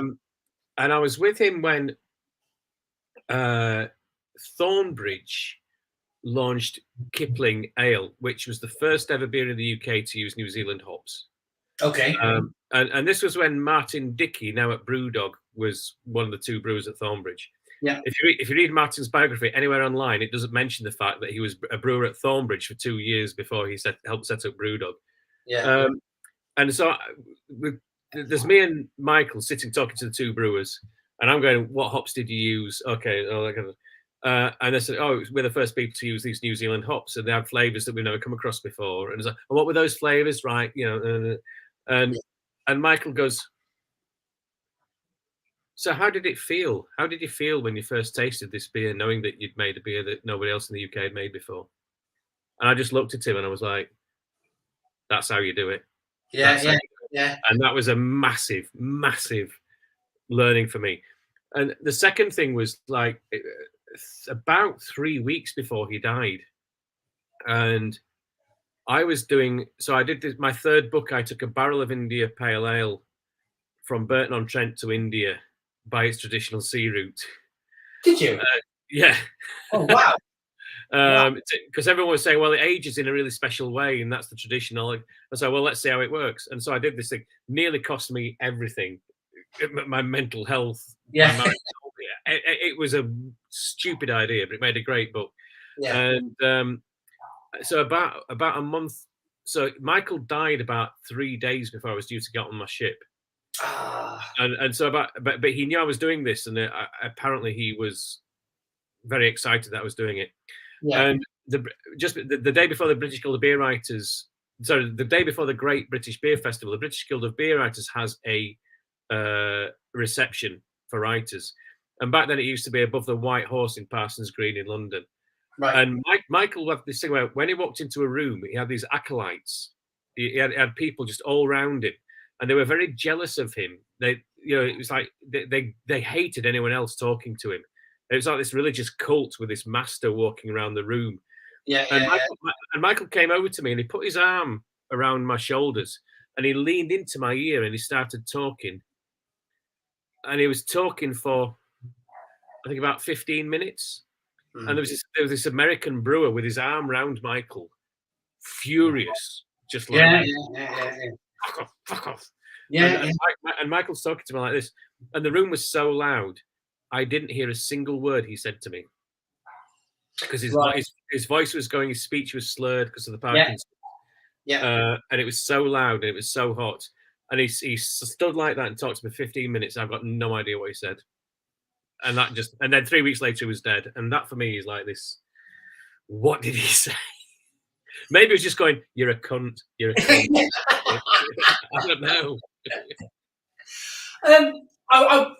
I mean, this has come by accident. I've had a few beers, but this is something which I've never shared with anybody, but I've always felt really kind of passionate about.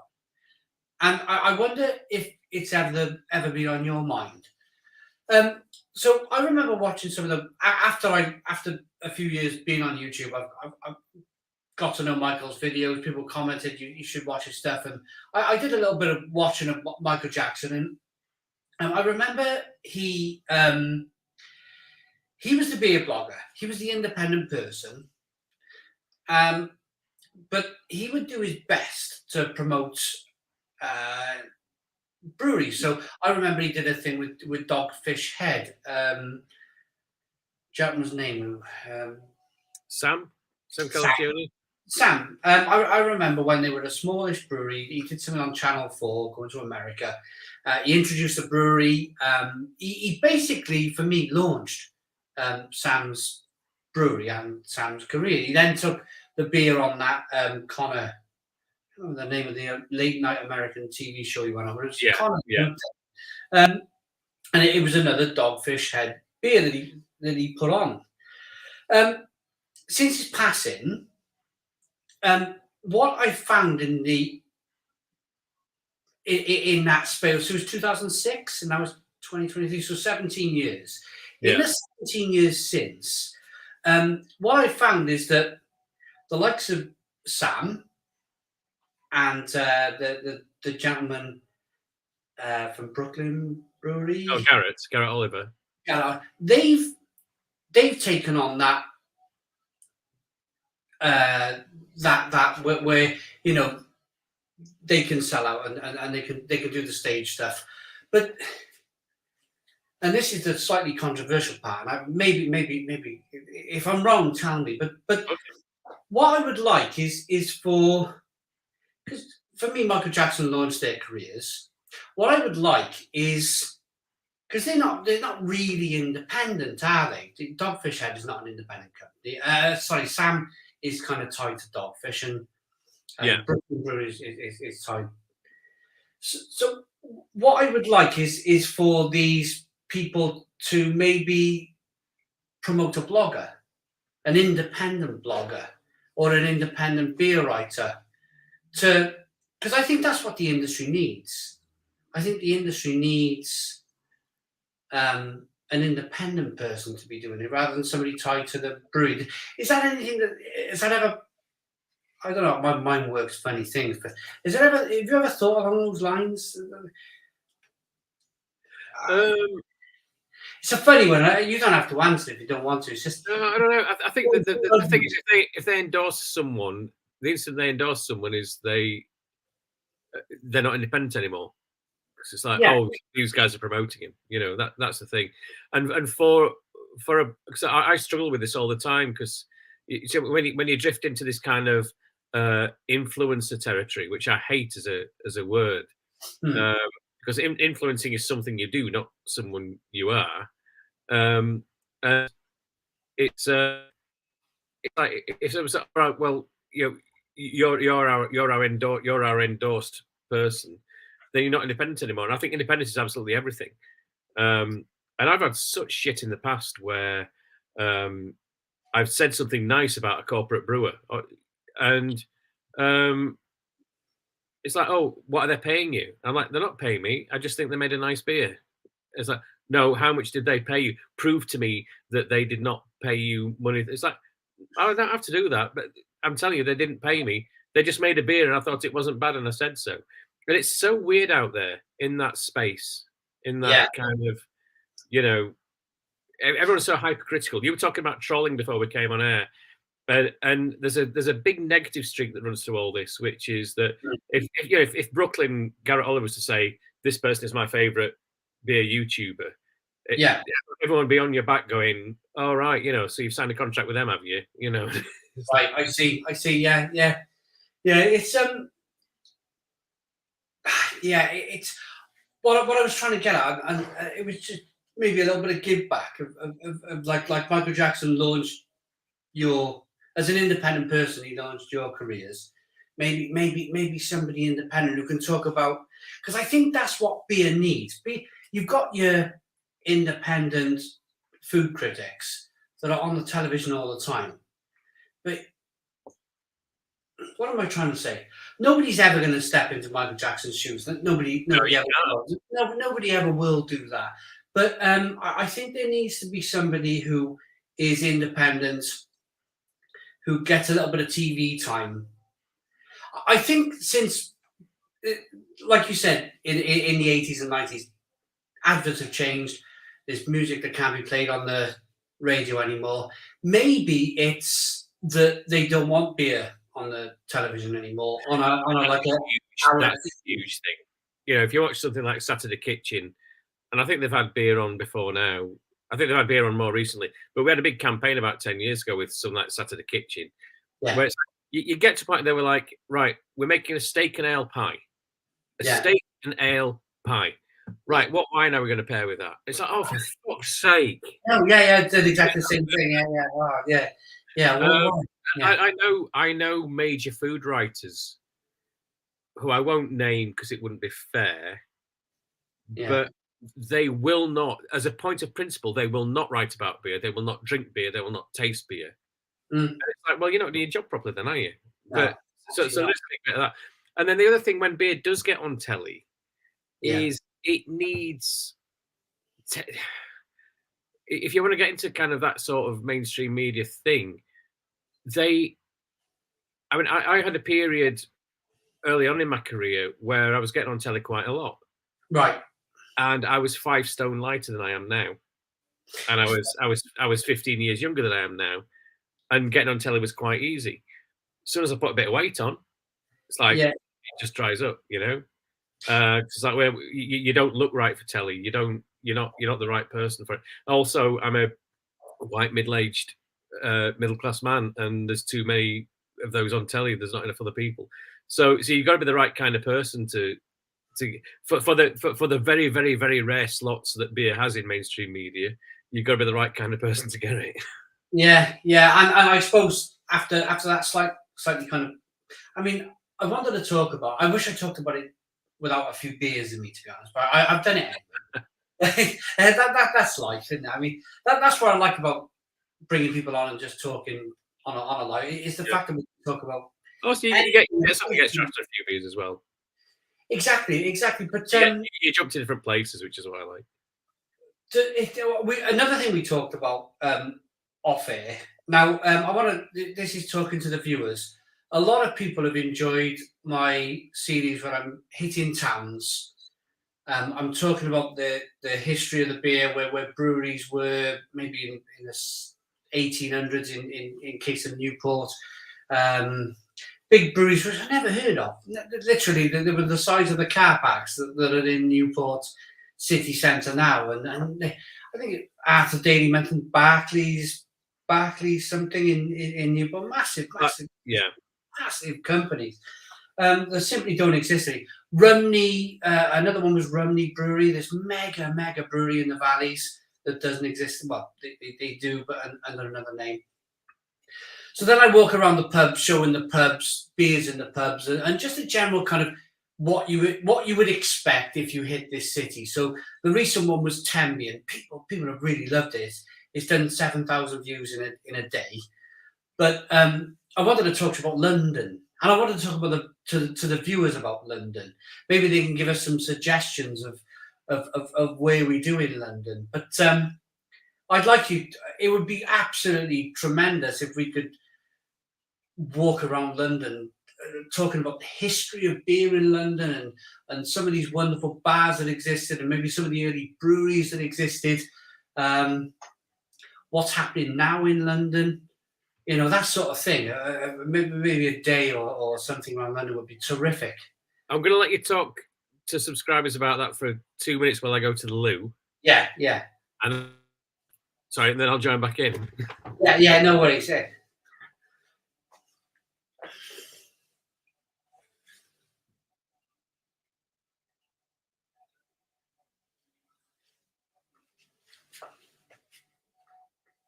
I missed the comment, to be honest. I was in the middle of conversation, and I'll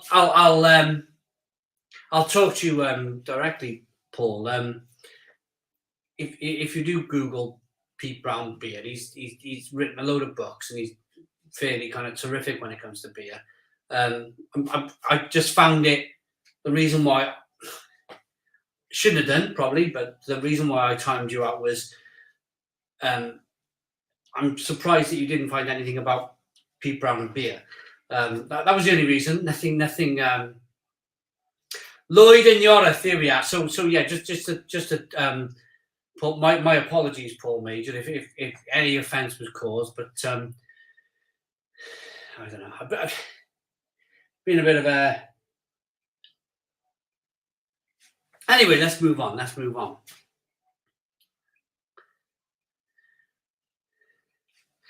Get Pete to ask on your London pub walk. Yes, I enjoyed the history of this. Lloyd and Yorth in Newport. Oh, that was it. Lloyd and Yorth. Lloyd, what did I just say then? Barclays. Why did I mention Barclays? Lloyd and Yorth. So I did Tenby. I'm not sure if anybody's seen the Tenby video. We're gonna do Bristol next. Bristol's next on the agenda. Then we're gonna carry on with the conversation. So I've done the whole of South Wales now, the big cities and towns of South Wales. My next job is Bristol, so I'm going to do overnight in Bristol. Then I'm going to do Reading and make my way to London. But it would be tremendous to do London if we possibly could. I'm just catching up with the comments. Yeah. Oh God, I would love to do Brussels with you. That would be amazing. Brussels would be great. Yeah. For London, I mean, London's really interesting, and I've got this kind of double. I've got this double standard about London because, I grew up in the north of England. I hated the fact that everything was all around London, as I'm sure a lot of people who don't live in London still do. And then I moved to London when I was 22, 23, and of course now I love it. So I've got that 1 foot in, 1 foot out thing, and I do think that there's I do think that London occupies too much attention. That we should focus on other places much more than we do, not just in beer, but in everything, absolutely everything. Yeah. But at the same time, you can't deny. I mean, London is where IPA was born. It's where Porter was born. It's where industrial brewing started. It's where a lot of the great brewing names were. There is a lot here to explore. I love the fact of one of the things that pisses me off is that if you're into craft beer at the moment, there's now this narrative that craft beer started in London in the UK in a UK sense. That is total bollocks. Yeah, I was going to say, yeah. Craft beer was in Brighton, it was in Derbyshire, it was in the north of Scotland years before London. Otley and all of those. Otley, absolutely Otley. Otley were doing craft beer 3 years before a good craft brewery opened in London, and so London does what it always does. London says, "Well, we got it first. We're the kings. We're we're where it's all at." And you can't deny that London is now brilliant for craft beer because it is. But it's not the be all and end all. So you should definitely cover it, and it definitely take you more than one episode to do it. I think you should do maybe a traditional old London gin palaces and great pubs and the historic thing and cover all that side of stuff and the story of Porter and the story of IPA and that kind of thing. And then do another one, which is about looking forward and the Bermondsey Beer Mile. And there's a new beer mile in Walthamstow, just up near where I live, where you've got all these tap rooms that you can just go and see so much new, exciting stuff. Arthur's just put London, South of Thames, Courage, Barclay, Perkins. But that would be absolutely wonderful. So I've had guests on doing these because I consider myself more of a natural. I interviewed Simon Buckley of Evan Evans about a year or so ago, and he said, "Simon, you'll never sell a beer in your life," he said, "but you're an excellent interviewer. You're just a natural there." So I consider myself more as I'll never know anything about the history of London beer and whatnot, but it would be great if you could join me where I could ask the questions. Where did it start? How did it start? Why did it start? And maybe move through the ages and move through some of the earliest pubs. And that would be fantastic if you would great to do. I just got to do the most delightful job. There's a small photography press here that collects and kind of collates photos from big photography archives. They'll go in with a theme and they'll just kind of create a book out of it. And their latest one is London Pubs of the 20th Century. And they found all these incredible photos. A lot of photos of like really brilliant pub exteriors and that kind of thing. Really interesting shots of the bar and what was on the bar at that time. But the most important stuff is the people who were in the pubs. Yeah, you get pearly kings and queens in one shot.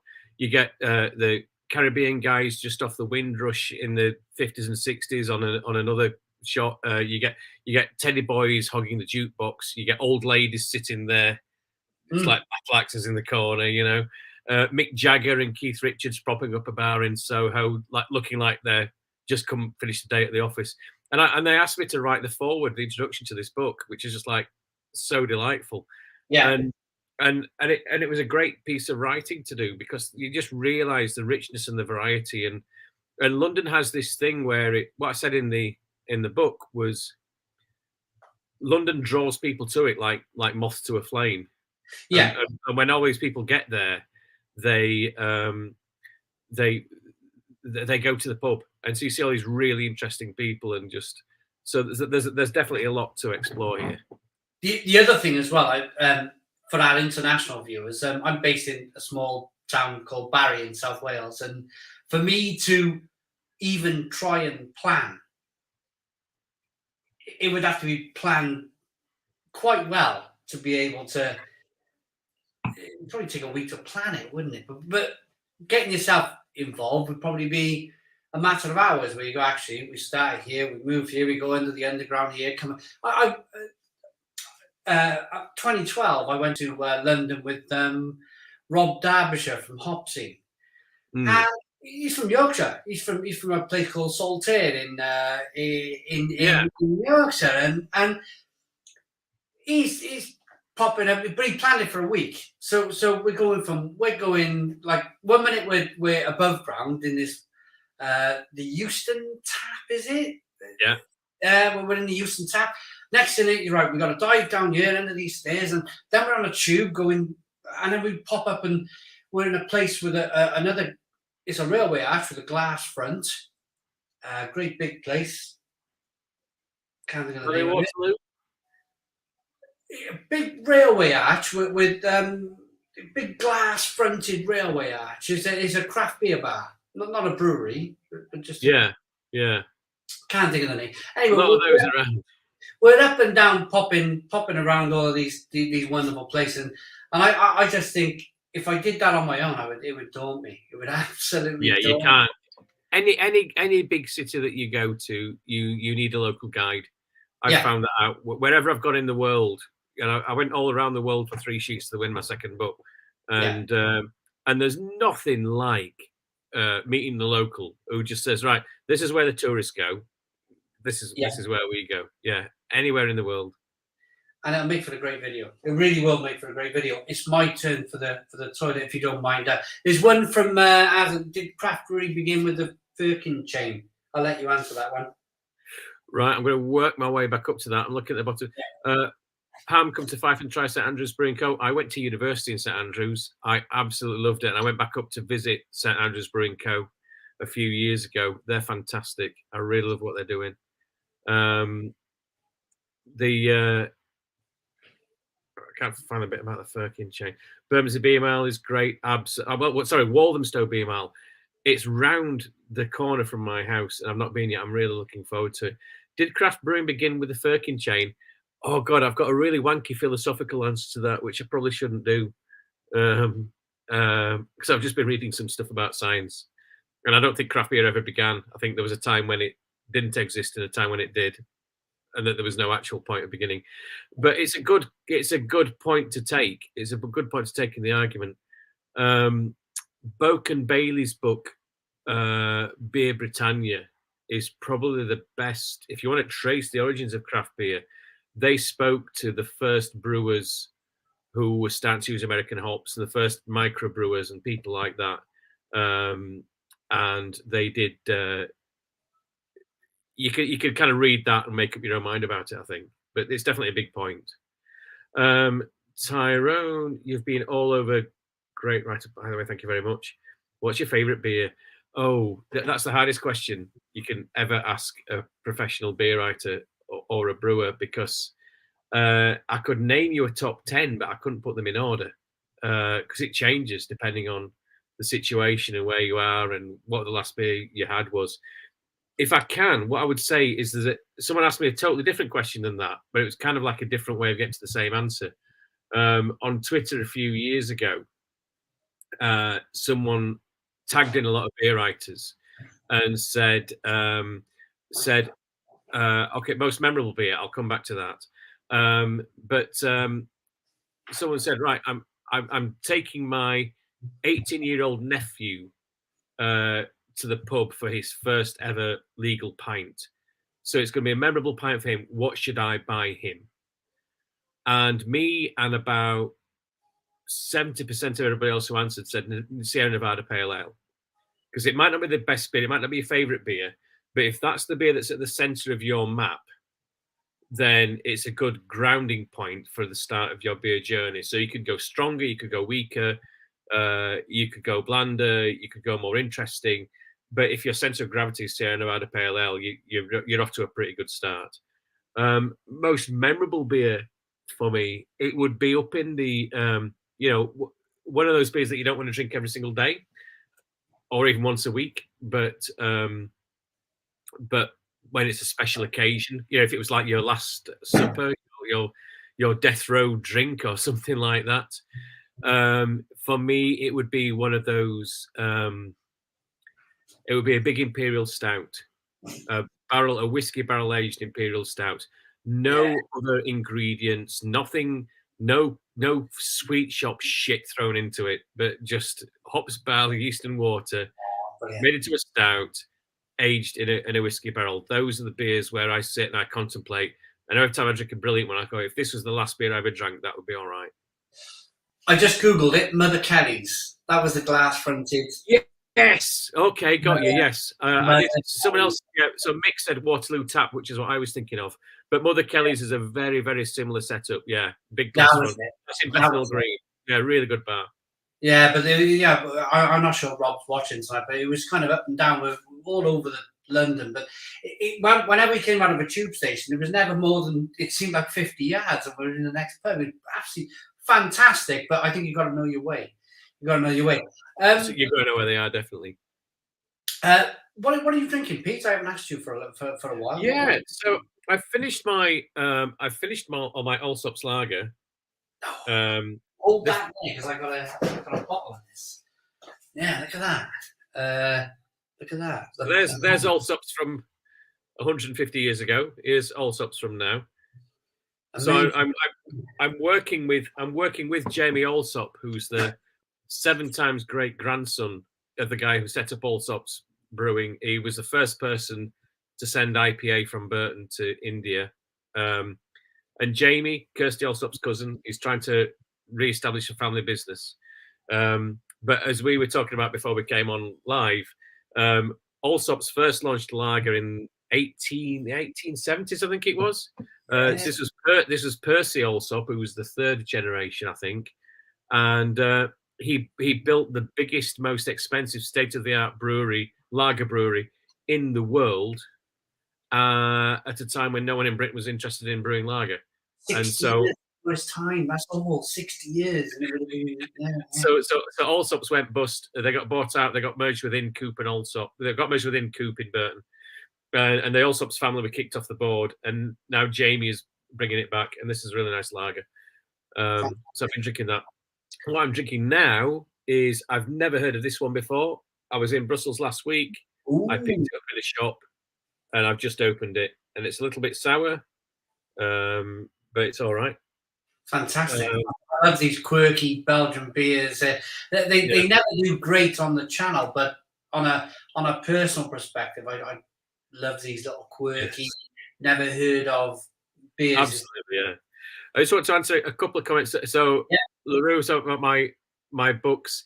I've got to say, I'm in my study at the moment. I'm lucky. I'm very lucky that very long ago, me and my wife used to earn quite a bit of money. We don't anymore.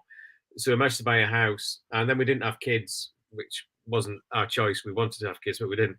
So now I've got a room that is my study where I work, Yeah. and the shelves you can see behind me are my beer books. So Wow. I haven't read every single one cover to cover, not even close. But whenever I'm writing an article or a book, I'm always up and down, just kind of, I know where different things are hidden and stuff, and which books I use a lot. So That's incredible. also keeping an eye on the competition as well. Of course, yeah, of course. I mean, that's fantastic. I mean, there's all sorts of things from putting breweries together there to brewing beer to putting recipe. I bet there's everything there. That's wonderful, lovely. Yeah, it's amazing how much is written on beer when you really get into it. And about two shelves of them are mine that I've written, and then the rest of the ones that I've cribbed stuff from when I've been writing. Something you just touched on, which I'd love to talk about, because I've been quite vocal about it myself. Beer in 2022. For me, it seems to be going down a bit of an alcohol pop route, and I'm not very comfortable with it. If I'm honest, I've been very vocal about it on YouTube. A lot of people agree, a lot of people disagree. I just think that they're brewing beers now that they're trying to entice the younger generation to drink. We're just putting fruit purees in, and it's not for me. I don't know how you feel about it. It's not. The difference now, I've got to kind of weigh this up fairly carefully, because if I speak about this in an uncareful way, yeah, I sound like a grumpy old man. Yeah, which is why I am. I've been doing the same thing. Yeah, but the big difference now versus when I started writing about beer is that beer is now fashionable.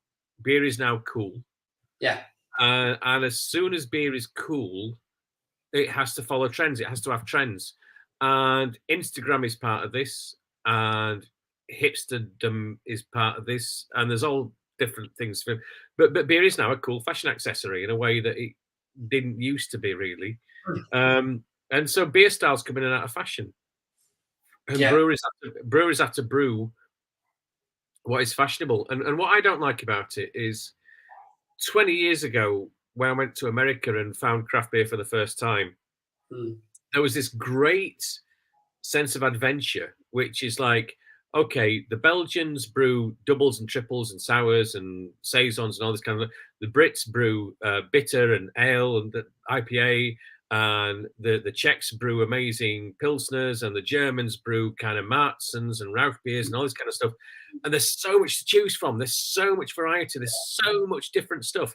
And you get a brewery in America that go, all right, well, we're gonna do a triple, then we're gonna try a lager, then we're gonna try a Helles, then we're gonna try an IPA, and there's just this lovely sense of adventure. Yeah.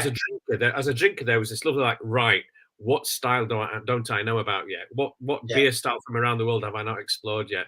And it was fantastic.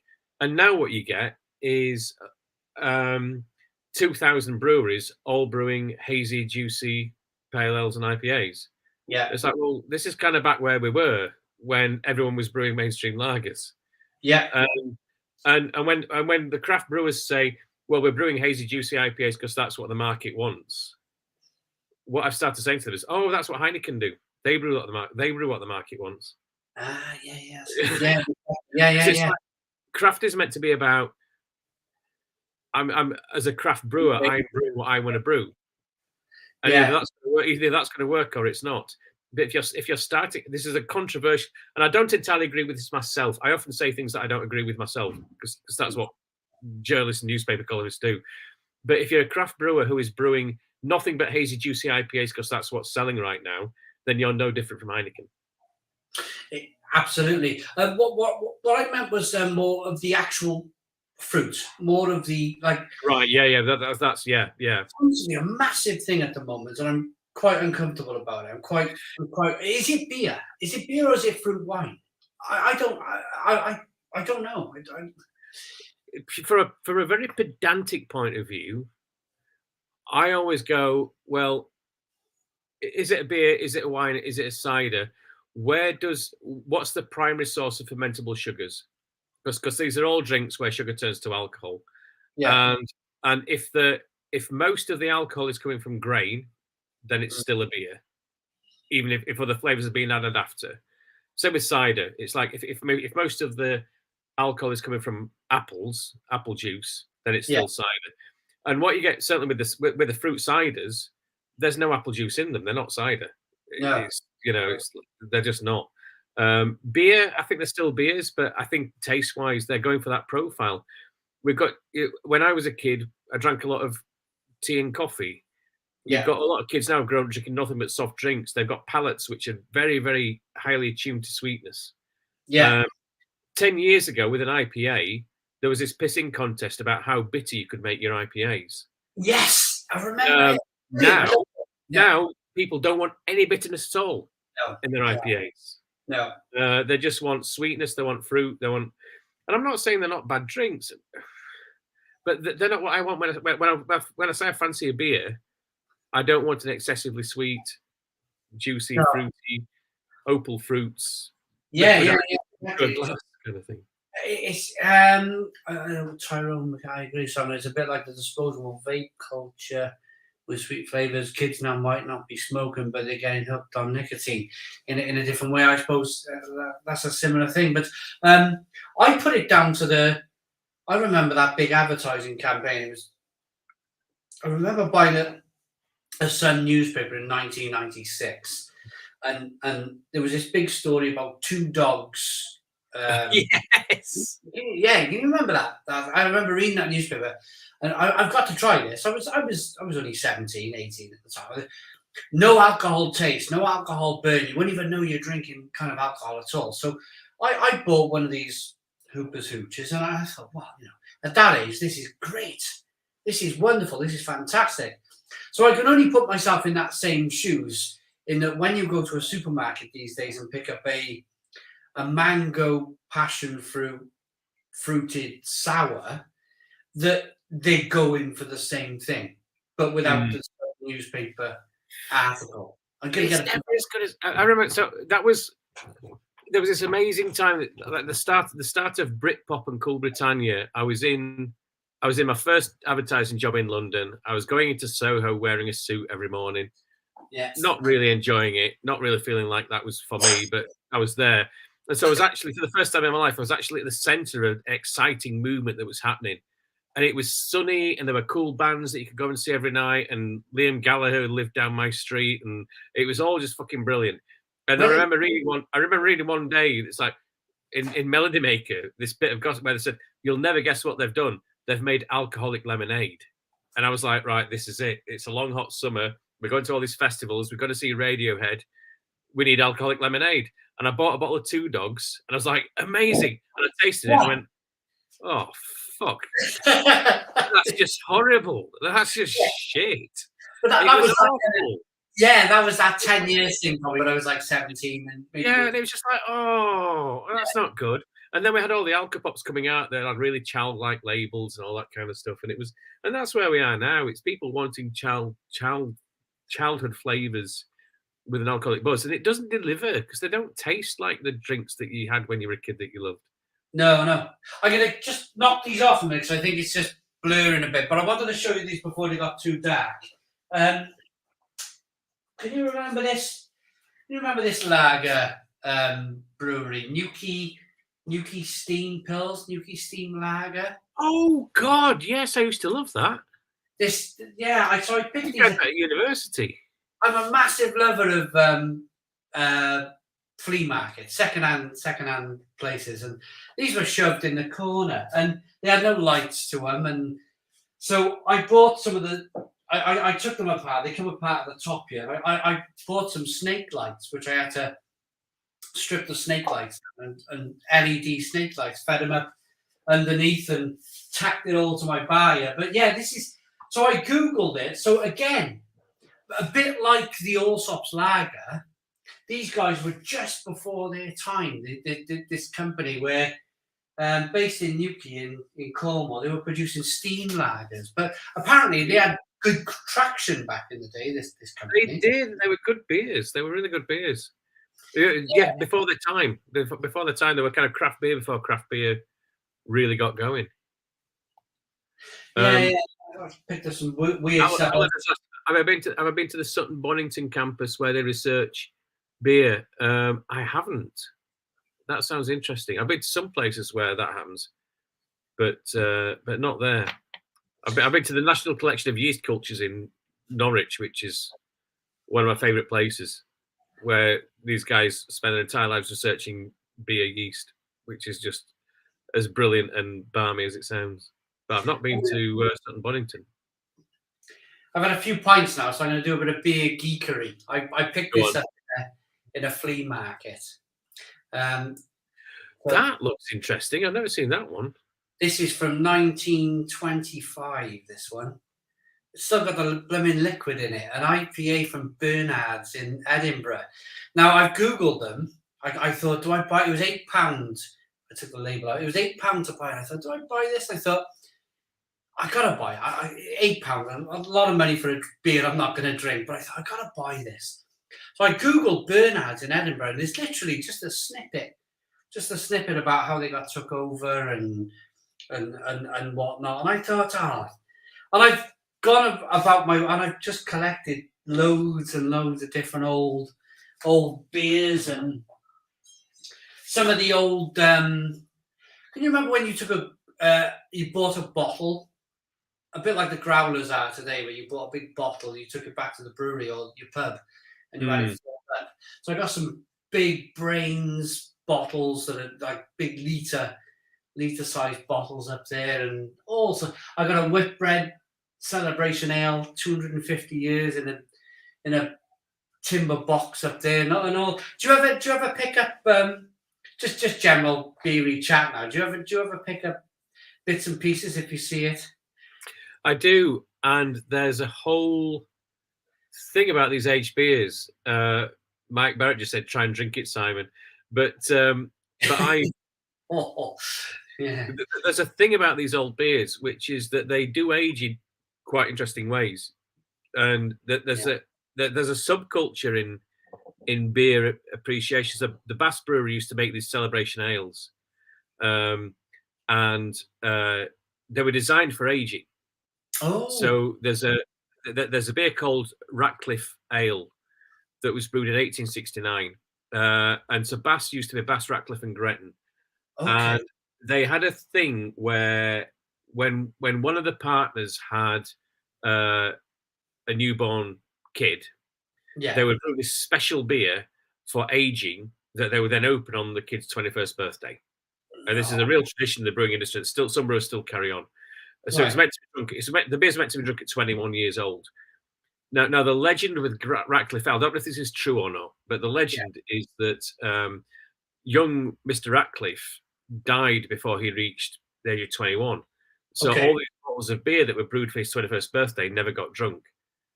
And so over the years, people have been picking them up and stuff. I've got 2 of them in my cellar. I've tasted 3 of them, and they're very varied. But what I'm trying to get to is that beer is like 150 years old. No. Yeah. And I tasted some in April. I took I did an auction for a beer tasting, and I opened one of them for Ukraine to raise money for Ukraine. And so I opened this bottle of Ratcliffe Ale, and it was fucking beautiful. It was really, really amazing. And it tastes like Madeira or sherry. It's got these really interesting flavour notes. And the thing is, if you get bottles like that, do look for these bottles and do collect them. Yeah. If it looks like the seal around the bottle is intact, then it's probably going to taste interesting. Yeah. But it's going to be okay. None of these beers will ever poison you. None of these beers will ever make you ill. They might give you a bit of the squits, but nothing else.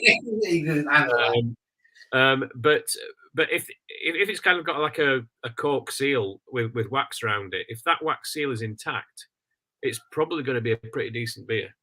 If you've got like a cork that's open to the air, then that means air's got into the bottle and it's going to be oxidized. It's not going to taste great. After this, I'm going to send you a direct message on Twitter. And if you can remind me about this, I'll look on eBay for some of these bottles, the Bass, and I'd love to review that on you. That would be amazing.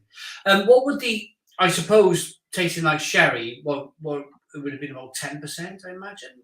Yeah, they were brewed to be about that. Yeah. Yeah. So I've had a Thomas Hardy's ale, couple of those, which Yeah. So same thing. Yeah. really amazing beer. But it's almost like a mental block at the same time. Is what's going on? Am I going to be ill? So yeah, Yeah, but you're never going to be ill off it because there's no if the bottle's sealed, there's nothing poisonous inside the bottle to start with, yeah. and there's nothing that can No, turn it. If the bottle's sealed, nothing can get in. So yeah, you got that little top piece, which is not air. What do they call it? it's with CO2 by the time. Yeah. Oh, fantastic. Do we have any more comments then? People are really enjoying this, I think. So Alan had a whitbread celebration. So Alan Alan Sharples. Does that mean you were an employee at Whitbread back in the day? That would have been interesting. I got a good question for you. Talking about all breweries and beers and whatnot. What has been over the time you've been involved in beer, or maybe even before? What's been the brewery which you've gone, oh no, when you've heard maybe they've gone out of business or they're not, or they've merged, or what's the biggest brewery you've gone, oh man, I can't believe this has happened? That's a good question. And I've probably got 3 different answers to it. I'll probably have a better answer as soon as we stop talking. But so my big, you have these big epiphanies in beer, the beer where the lights go on for you. Yeah. And I went to the Oregon Craft Beer Festival in 2004, and I'd not heard about. Well, it's just called the Oregon Beer Festival, I think, but I'd never had an American IPA before, Okay. and so I was there on my own. I wasn't a good traveler at that point. There's no social media, so I'm turning up just like, hello, I'm a beer writer from England, and someone kind of took hold of me and come over here, and they took me to a stand for the Bridgeport Brewery, and they poured me a glass of this beer, and it was the first time I'd ever smelled and tasted an American IPA. Okay. Nothing like that was available in Britain at the time. It just didn't exist. And I just kind of went, "Oh my god, what's that?" Yeah. And it was all the massive hop aromas. It was the floral. It was the citrus. It was the tropical fruit. It was the pine resin. It was everything. It was like, fuck me. That's What good. is that?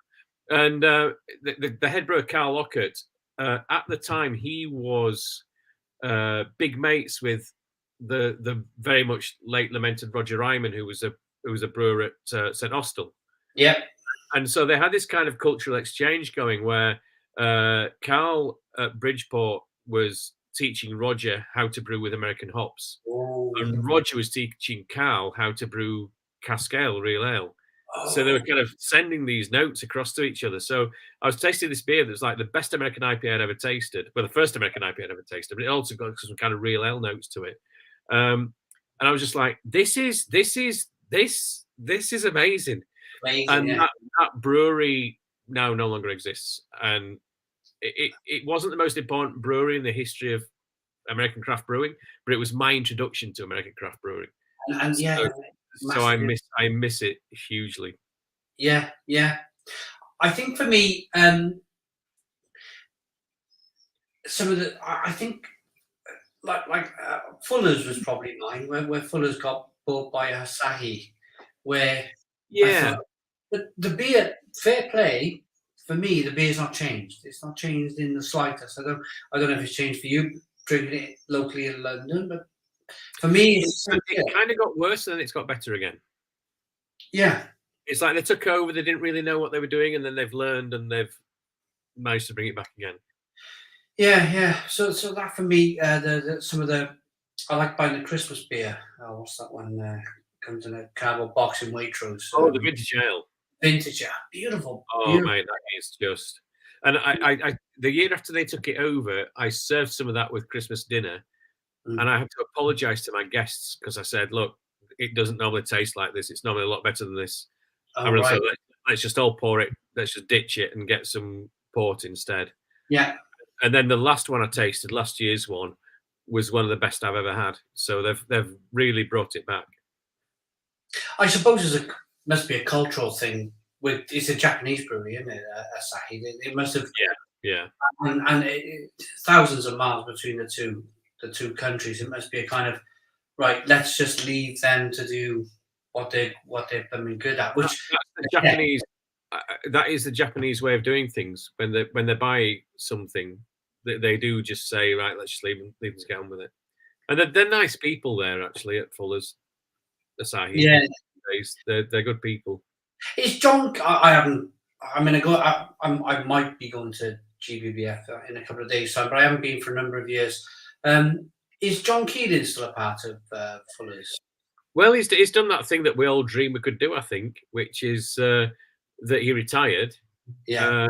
And now they hire him back on a freelance basis to be a brand ambassador, which means he doesn't have to do any brewing. They just shove him out at dinners and conferences and things like that.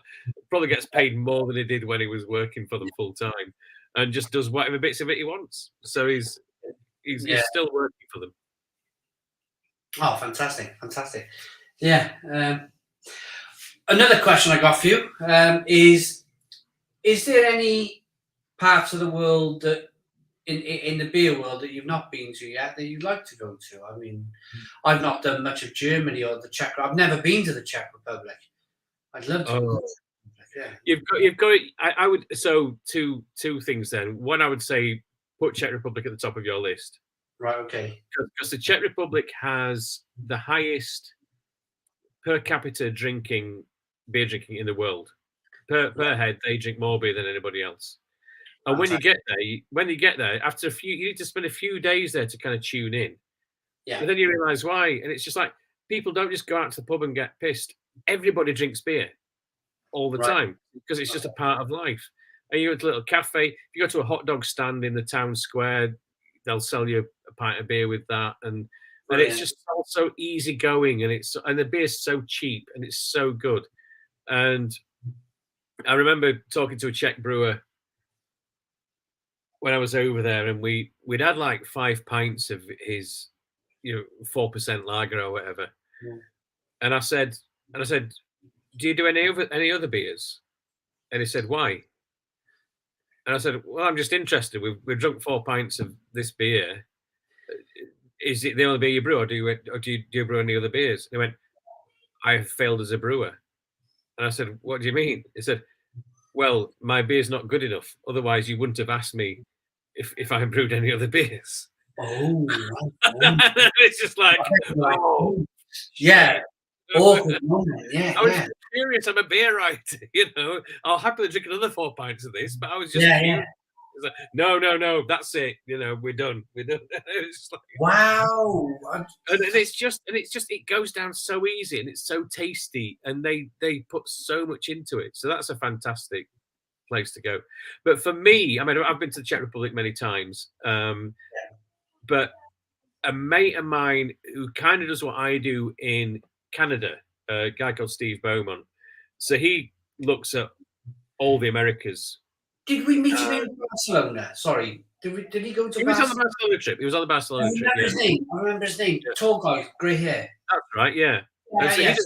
He does a lot of beer judging. It is way more international beer judging than I do. And if you talk to Steve, he says that the most exciting country in the world for brewing just now is Mexico. There's loads of Mexican craft breweries, and they're just nailing it. So Central America is an interesting place, and I've never been anywhere around there, but apparently the beers around there are very good just now. Oh, that would be good. I remember hitting Poland early on, when Poland was probably 2012, when the Polish craft beer scene was kicking on, and I was probably a little bit naive. If I went back now, do you ever have these moments in your career where you think, if I went back now, knowing what I know now, how to grow something on social media or I think about that on a daily basis. Yeah. I could have done so much more. I went to Poland, and the biggest beer blogger in Poland at the time, Thomas Kapira, sent me a load of beer over from unknown brewers that I've never heard of, and I really loved them. And back in the day, I was doing the whole kind of excited Stone the Crows thing and dancing around the kitchen as I used to do. And the Polish loved it. The Polish loved it. So when I went out there, they expected that, and I didn't realize it at the time because I was still relatively new to beer. They expected that same personality. They expected that same person they watched on. But the moment 5 people approached me at the same time, I just went, that sort of kind of, and I just wasn't ready for it. I just wasn't ready for that level of, you're that guy from YouTube. I'd never experienced that before. But if it all happened again, I think it would be a very different thing. But you must have understood. It's a funny thing. It's a really weird thing, isn't it? It's a really weird thing. So, I'm, as has been pointed out in the comments, I'm obviously not a famous person. I'm just not. But the trade day at Great British Beer Festival is one day of the year when I get the illusion of being a famous person. So at trade day at Great British Beer Festival, I get stopped and asked for selfies, autographs, all that kind of stuff. Never happens to me any other time in my life, ever. But on that day, in that room of people, because of who those people are, for that day, I'm a celebrity. And it's really, really weird. Because I'm not, but you are on that day. I'm going to put my 2 bobs worth in here now. And I'm going to say, for me, personally, I think you are a very famous person. I'm really not. But... No, I think so. So, whenever I meet a brewer, whenever I talk to a brewer, let's say my local brewery, Brains, I remember being with a very excited Bill Dobson one day. He was saying, "We finally nailed Pete Brown. He's finally coming. He's finally coming." And I remember how excited he was, and I remember he was doing a bit of effing and jeffing. He was a bit of like, and I was like, I've known you for a while, Bill, but yeah, and he said, "Oh, it's the thing to do." He said, "Pete Brown F's and Jeffs." He said, "I'm going to start." And I was like, that was my. Oh, I need to Google this guy a little bit more. I need to, but certainly in the brewing field, it definitely, of course. Yeah, it's funny. It's all relative. And I think the great thing that we both get to do is to kind of go through these different levels, because you can walk down the street and no one's going to recognize you, because why should they? But then you get this little special place, this little space where you can be recognized. And I do I do a beer and music matching show at the Green Man Festival in the Brecon Beacons every year. It's coming up in about 3 or 4 weeks. Yeah. And we've built that over 10 years, kind of like you have with the channel. But there was 30 people, then there was 60 people, then there was 100 people, and then suddenly one year there was 1,000 people. And so I do this event in a tent with 1,000 seats in it, and it starts filling up about half an hour before I go on. This doesn't happen anywhere else, But most reading events I do, I'm lucky if I get 30 people. But at Green Man, this has become a thing now. And so by the time I go on stage, the 1,000 seats in the tent are full, and there's 200 people crowding around the sides as well. Yeah. And we serve 4 beers to 1,000 people in 45 minutes. So we serve 4,000 beers in 45 minutes. So you do a good tasting. Yeah. So it's basically chieftain tasting with music videos from the bands that play in the festival. And I say, this band are playing on Saturday night. This is the beer you want to be drinking while this band are playing, because blah, neuroscience. And the first time it went mental. The first time it went from kind of 60 to 100, then suddenly it was 1,000. And you said live. I do a lot of live events, and at the end of live events, it's kind of polite clapping like this. Yeah.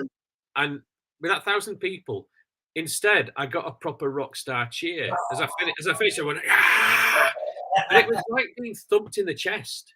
I'd never felt it before, and I didn't know how to deal with it. And I just went and ran off stage because I didn't know what to do. Yeah. And that's when I had to go back to my tent and lie down for 3 hours, because I've never felt that kind of energy in an audience before. It's really, and so just to say, what you were saying about being in politics, it's if you don't know how to, if you never had it before, it's an extraordinary. The energy you receive from other people can be an extraordinary thing. Extraordinary thing, and I suppose if we could touch on it a little bit further, it's not something that I would want every day either. No, It's me neither. Me something I neither. would want on a daily basis. Like some of these, it's not. I mean, we would be Z-lists, wouldn't we? If you like, if we're being honest with each other.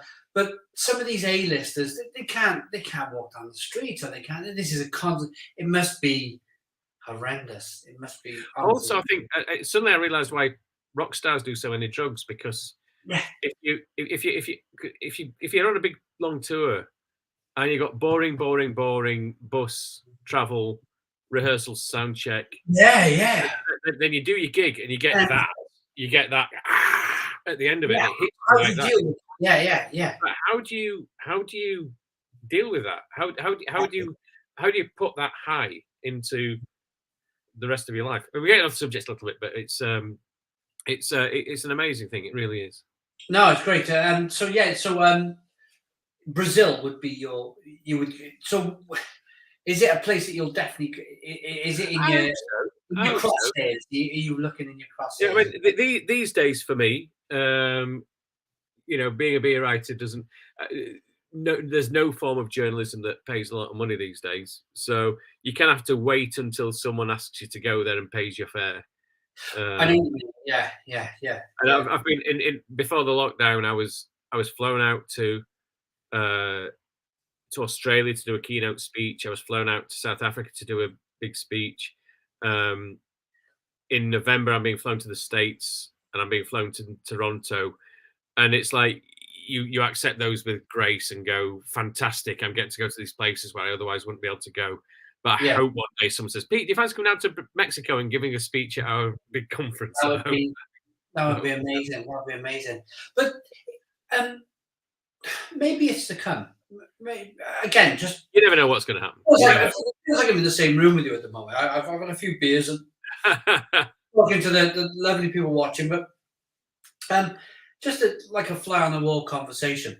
Maybe it's to come. Maybe as you mentioned, beer is now fashionable. Maybe without being big headed, maybe our time is about to come where we're the new food writers. Where maybe I don't know. Maybe it'll happen for us. I don't know. I think beers get respect in that wider world. I think people are more open to hearing about it and listening to it than they were certainly 10 years ago. Yeah, definitely. So you never know. You never know. I just want to go to Tyrone's comment about matching music and beer. I'm going to go to the bathroom. Sorry. All right. Any recommendations? Stout and Eno. What I love about this whole thing, because Brian Eno is pretty much my favorite musician. Is the guy who I wish he was my dad, or maybe my uncle. No, my uncle would be better. I just think he's awesome, and my whole taste in music kind of revolves around what he did.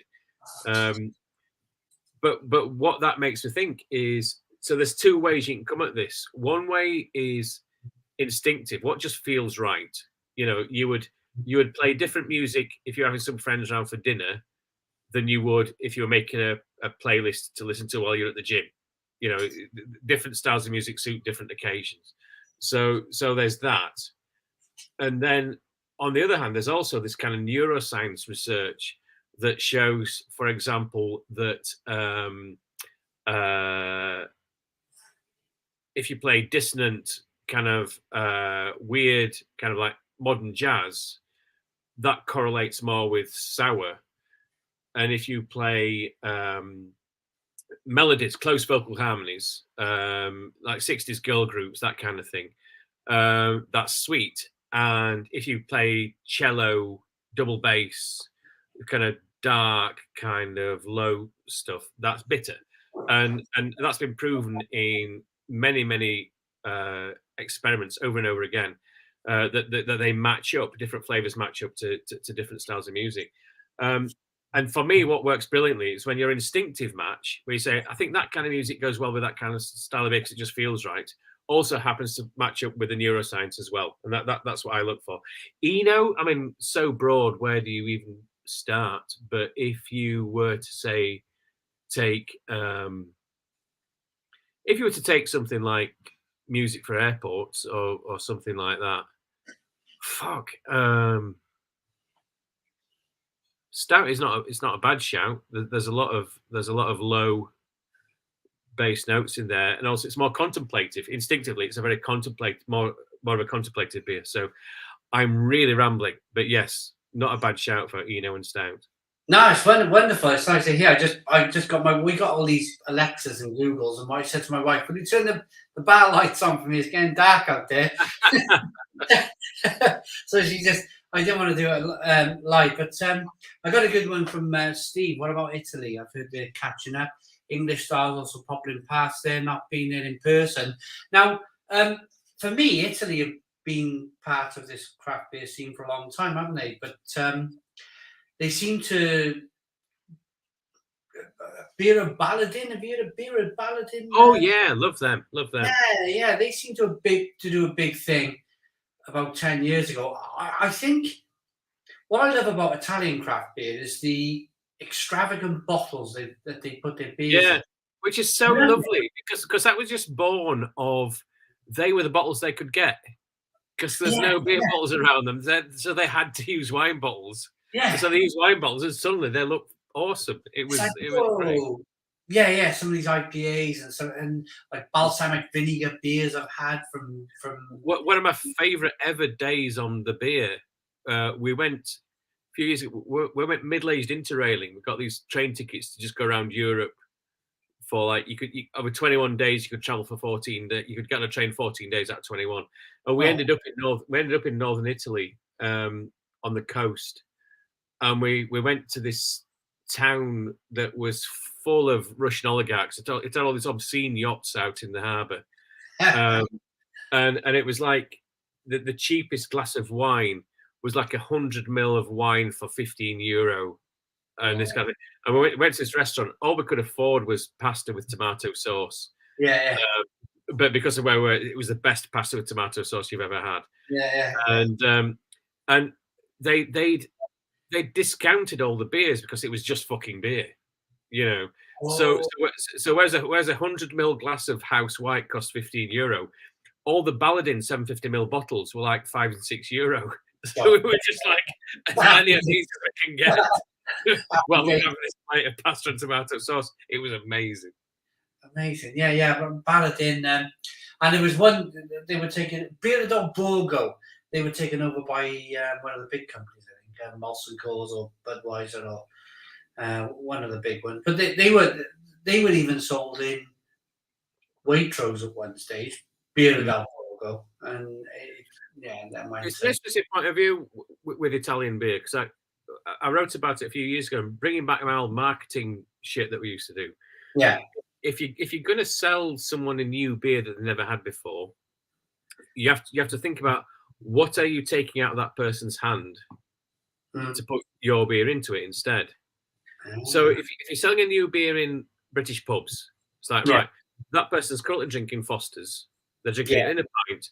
So I have to get them to drink this in a pint of Foster's. Easy.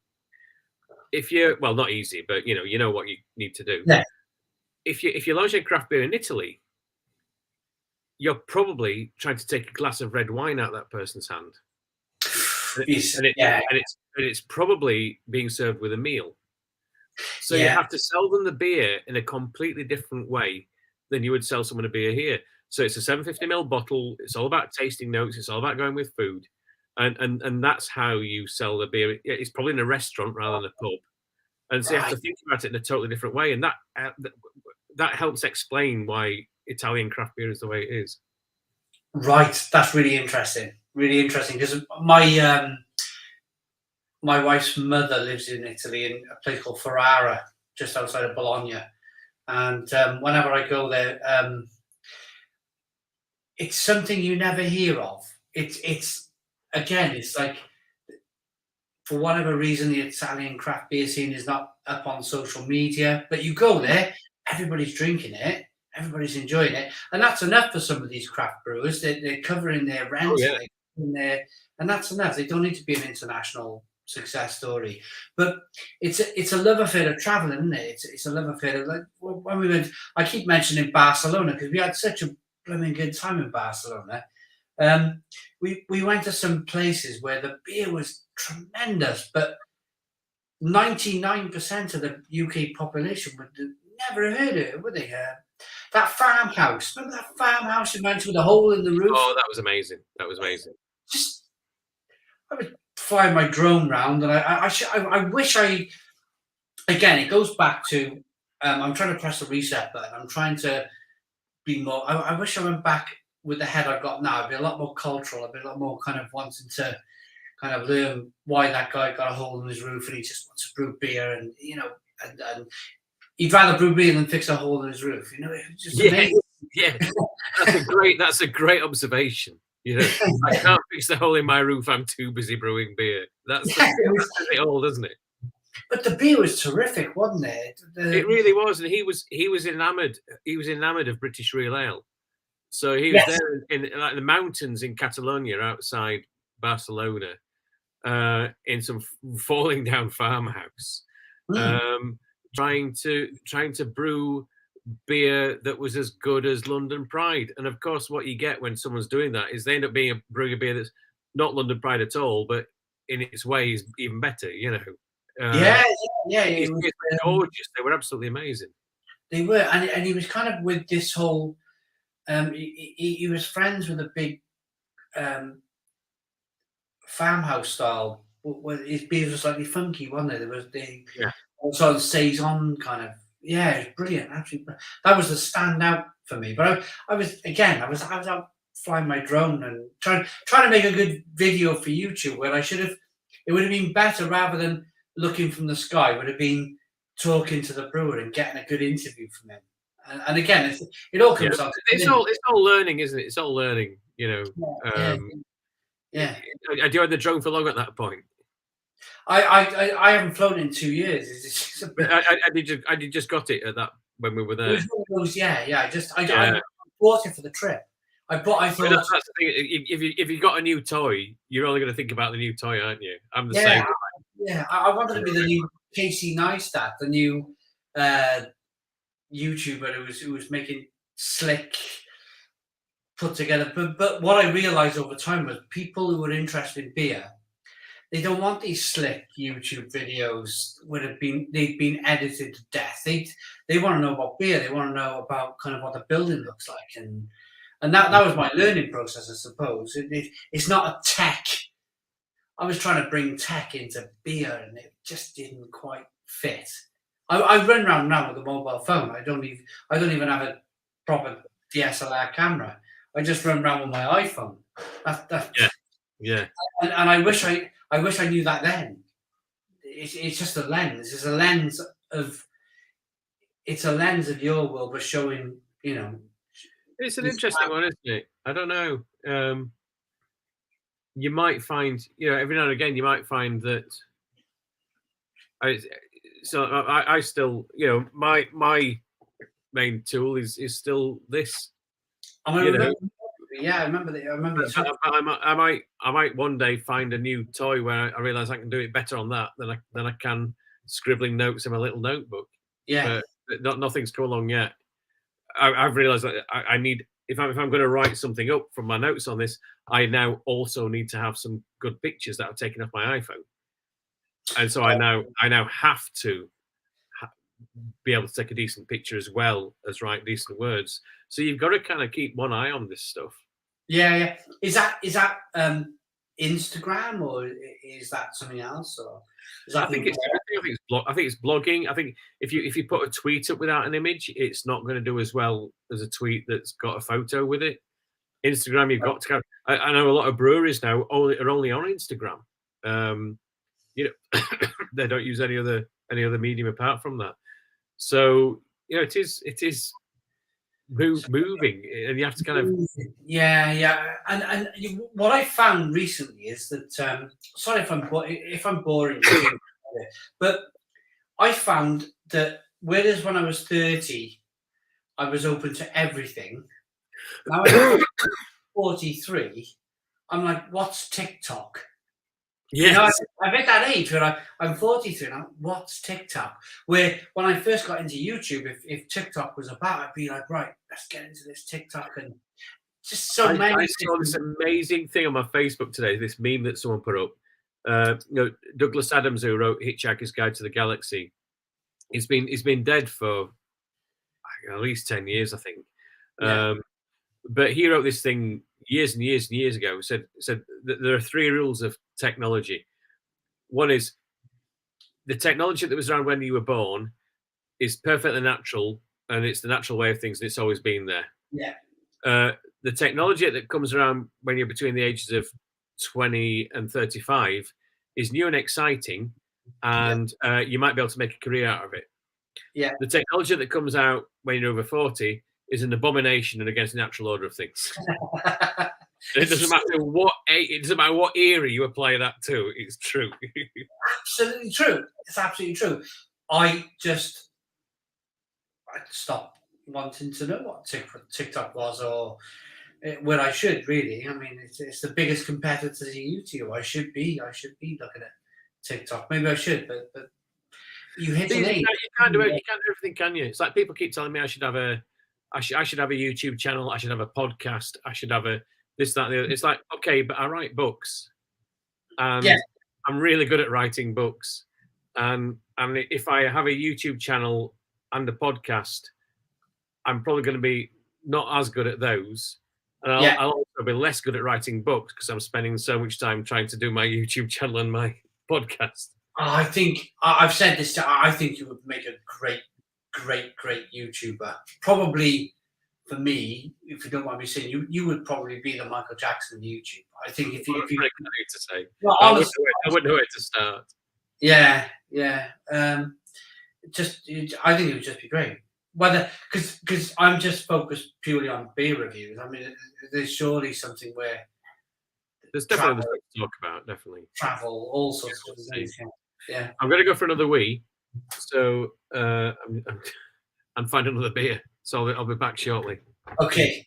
Cheers.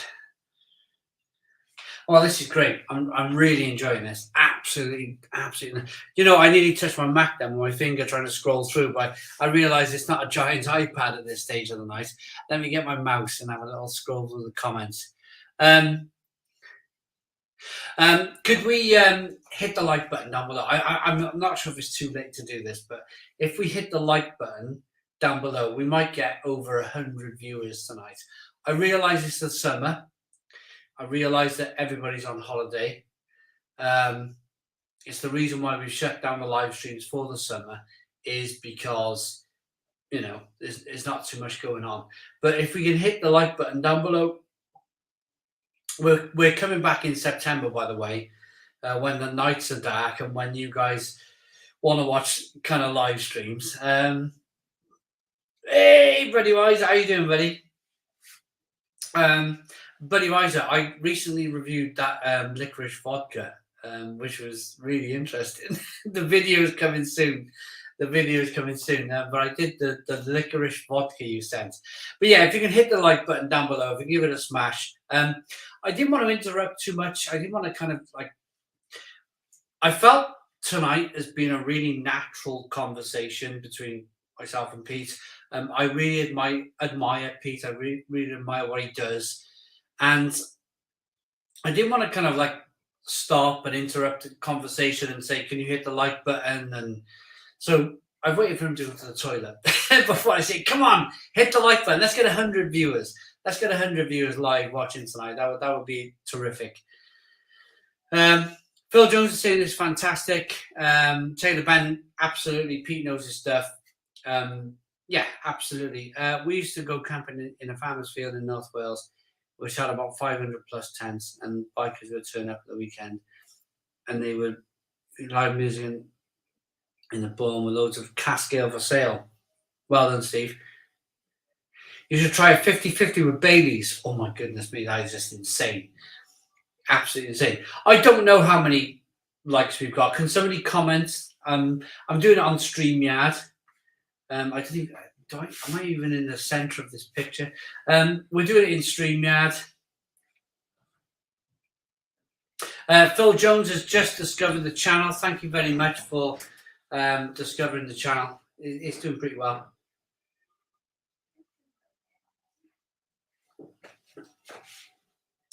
I'm going to get my last... well, not my last, but another beer of the night out of the fridge. I've just found a beer that I picked up at a tasting a few weeks ago. Bronx by Thornbridge. Oh, which great is brewery.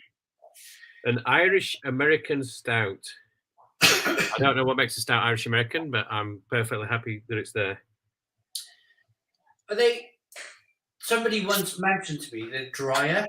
An Irish stout is drier than whatever they meant by that. It's always stuck in my mind because they mentioned it to me when I was a young reviewer. Yeah. Do you buy some? If you see some of the little Belgium beers, do you ever pop up and buy the little? I picked up this recently. Okay, I've not seen that one before, but I would totally buy that if I saw it. Yeah. They did a Belgian beer festival, and they just had loads of these different Belgian beers. It's just gorgeous, really, really good beer, really good beer. My wife just got back when the dog went mental earlier. That was my wife getting back from Aldi, and they've got the Petrus Brown, the Petrus Double that we were talking about. It's like fabulous. 4 bottles for $4.50 or whatever. It's just like such a good beer. Go for it. It's really good, really good. I'm just wildly poured this one. I'm deeply appreciating all the Russell Crowe comments in the chat. This is absolutely wonderful. I don't know what happened. Well, 20 years ago, me and Russell Crowe looked nothing alike, and then we've aged in different ways and suddenly ended up looking like each other. A mate of mine works in film distribution, and he had to do an interview day, a press day with Russell Crowe, sit in the same room as him. It was really fucking weird, mate. So it's like I was sitting with you, except you were a cunt.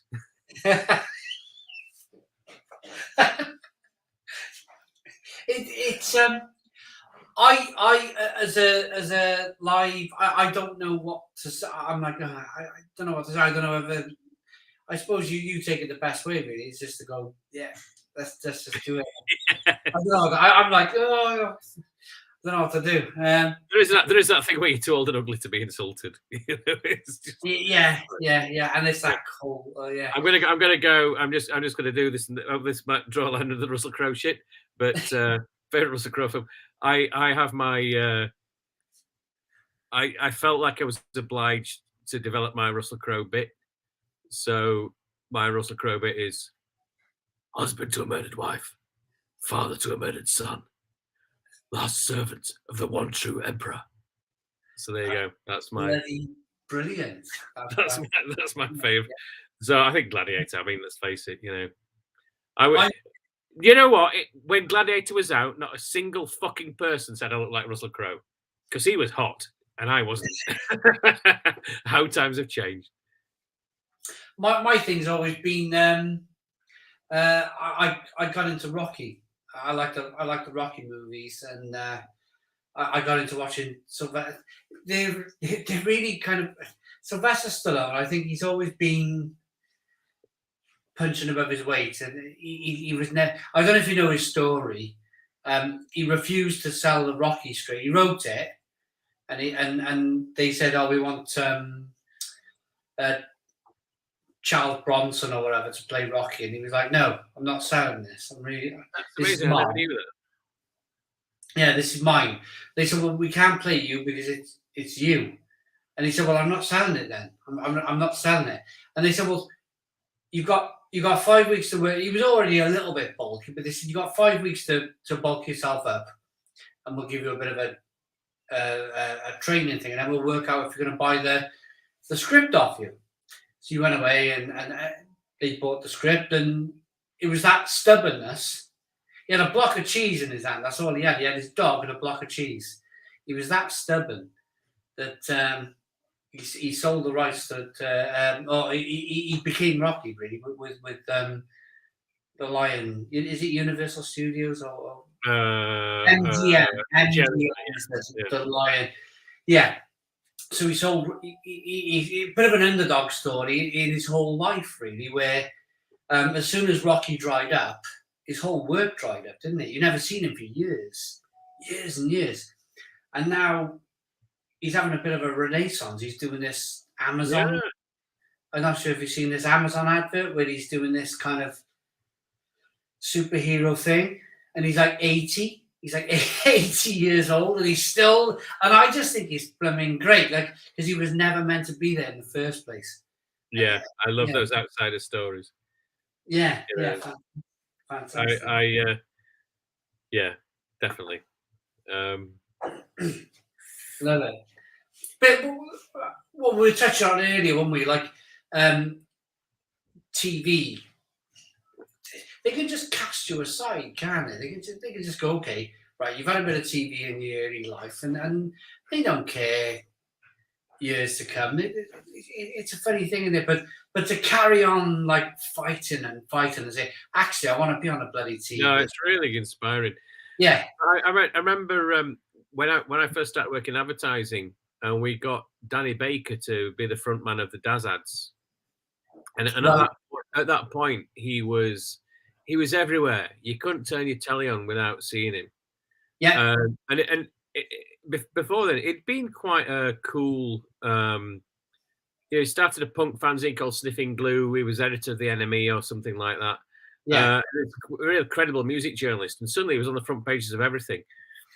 And so when we had this launch party for the Daz ads, and I asked him, and I said, why are you saying yes?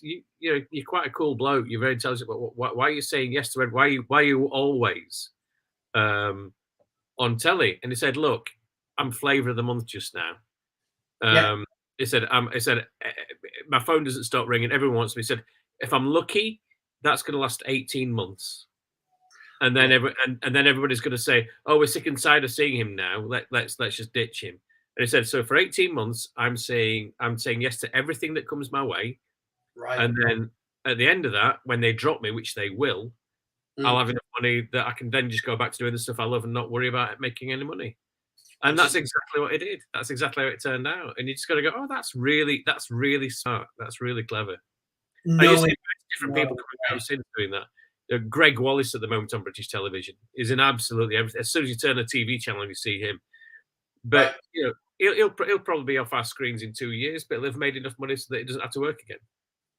Yeah, Jamie Oliver. Yeah, they all do it. They all come and go. And I suppose that's where we what you didn't have back in the day, in Danny Baker's day, because if he had a Instagram or a Twitter, or he'd have 4 million followers, and he'd be able to, when the TV dropped him, he'd be able to go, okay, I've got 4 million, I can self-promote, I can self-publish. Whereas they can do that today. They can carry on with their careers on social media, can't they?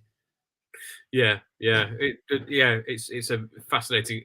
The whole business model has changed, hasn't it? And it's massively so. Even where, I don't know, maybe I'm looking at, you do, don't you? Because I put a lot of eggs in this basket of YouTube. I look at there's a website called Social Blade, and I look at even Sky Sports Football's subscriber growth, and it's massive. And you think there's going to be a point in time where Sky Sports are going to go, we're earning more money from the advertising from YouTube than we are from television, and there might be that flip over point where I think so. That's a smart thing about looking at the model, So to bring it back to beer, brewery names used to be really valuable. Yeah. And the brewers owned the pubs that sold their beer, but they didn't revalue the pubs from the Second World War to the mid 60s. They didn't revalue what the pubs were worth. Right. And this businessman Eddie Taylor came in from Canada, and he'd go to some brewery in Sheffield or Reading or Halifax or wherever. Yeah. And it's like, I want to buy your brewery. And they're like, oh, well, the brewery's worth this much. And it's like, okay, I'll pay that. And they would say, he's just paid way over the odds for the brewery. He's paid us way more than the brewery's worth.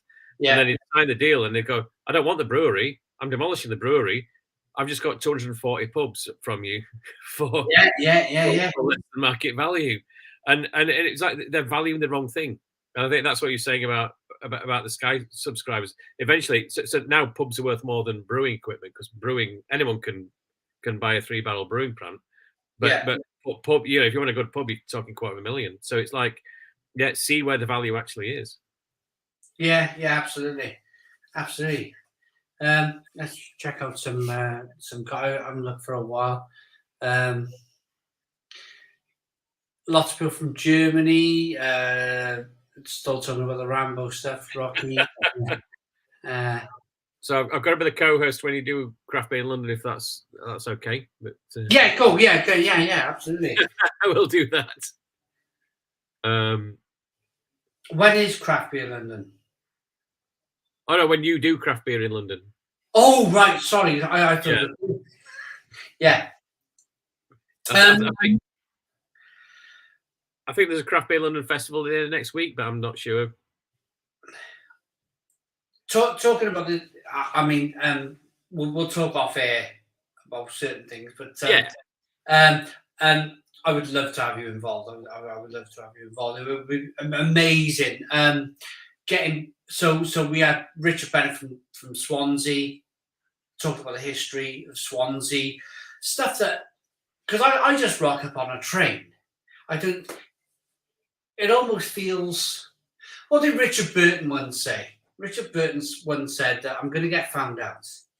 I'm going to get found out, and I almost feel the same way, where I rock up at a town or a city, I meet somebody who's really knowledgeable, and they, like Richard talked about the history of Swansea and beer, and it was a copper city, it was coal, it was, and there was a lot of money there, and took me around all the bars, and it was just, it's just me interviewing, it's just me saying, right, why did Swansea become involved? What was Swansea's first brewery? And that sort of thing comes quite natural to me. But for me to research London or even Bristol, I wouldn't know where to start. And that comes down to the very first thing I said about and that's because I don't read enough. I really don't read enough. I don't, and I should read more. Yeah. But also, it's different talents, isn't it? You need more than. I know guys who know everything there is to know about beer, but can't communicate it, because their strength is reading and research. Their strength is not kind of communicating, building a channel where you can attract an audience. Yeah. You can be totally isolated. But the interesting thing about when you think about format is it's like, if you can ask the right questions to get stuff out of people, you don't need to know what they know. You just need to get that out of them. And that's what fascinates me about any kind of televisual or broadcast medium is, you know, I've met people who can. I've been on both sides of it. I've interviewed people who can be really interesting. I've also met people who can ask me questions that can make me think of stuff I've never thought before. And you just need to go to Swansea you've done Swansea, but you need to just go to Newcastle or Leeds or Manchester with the right set of questions. Yeah. Talk to the right people and get them to say the things that they want to say, that you need them to say. Yeah. Wonderful. I'm going to ask anybody if they've got any final questions for me. I just realised it's 10:05 in the night. We've been going for well over 3 hours now. 3 hours? We're not done bad, have we? It's flown by. It always does, though. The last one flown by, and it was great. And I could talk for another 2 hours, but we won't, because it's midweek and it's late, and you've probably got things to do tomorrow. But if there's any final questions for Pete, please comment in the comments box. Let us know. If you want to leave us a like, thank you very much for that. It's been great. It's been absolutely wonderful. The Stone Crow Virtual Pub will be coming back in September, when the nights get dark and nobody's got nothing to do, and we can, just pick things back up where we were. But the summer months is not really. It's a tough one. Everybody's on holiday. everybody's away. It's better just have a. I call it a battery recharge. Have a bit of a battery recharge in the summer, isn't it? Yeah, I feel like we've had a bit of a lock-in because you've. Yeah, it does. It's got that. I started off with the sun burning my face. I got sunburn, and But now, you've opened for me when you wouldn't normally have opened, so that's really nice. Reese, what? So Stephen, how much is the book? The cover price of the book is £20. It's currently £14.75 on Amazon, I think it is. Reese, what made me write the book? A whole bunch of different things about my personal experience and other things about how clubs have been ignored and the story's not been told before. No one's ever written this book before, so I really want to do that. and I tell you what's really impressive is that you wanted to write this for 10 years. And you pushed this for 10 years, and you finally got a publisher to say, "Yeah, let's do it." That's commitment. How, if you wouldn't mind just touching on that for a moment, just the you wanted to really go for this, and you finally found a publisher. It's a good story to tell, actually, because going back to this thing about how I live in London, I've lived here for 30 years. I chose to come to London against the kind of being anti-London thing. But I pitched this book for so many years to London publishers, and their general response was, well, only old people in the north of England would want to read this book, and old people in the north of England don't read books. So on you go. Which I thought was an incredibly problematic thing to say. Kind of reveal the prejudices of people who work in London publishing. And then one publisher, HarperCollins, opened a branch in Manchester called Harper North, and they wrote to me and said, "We want to publish books about the North that are relevant to the North from Northern writers." And I said, "How about this one?" And they went, "Yes, thank you." So Brilliant. Fantastic. So lots of people saying fantastic. They're going to get the book, and lots of people saying nice and cheers and thank you very much. I'm going to have so when we come off live now, I'm going to have a quick discussion with Pete about beer in London. I'd love to get it done, but I want to chat to Pete about it before he goes away. He's very busy. So I'm going to end the broadcast now. We're going to chat about beer in London.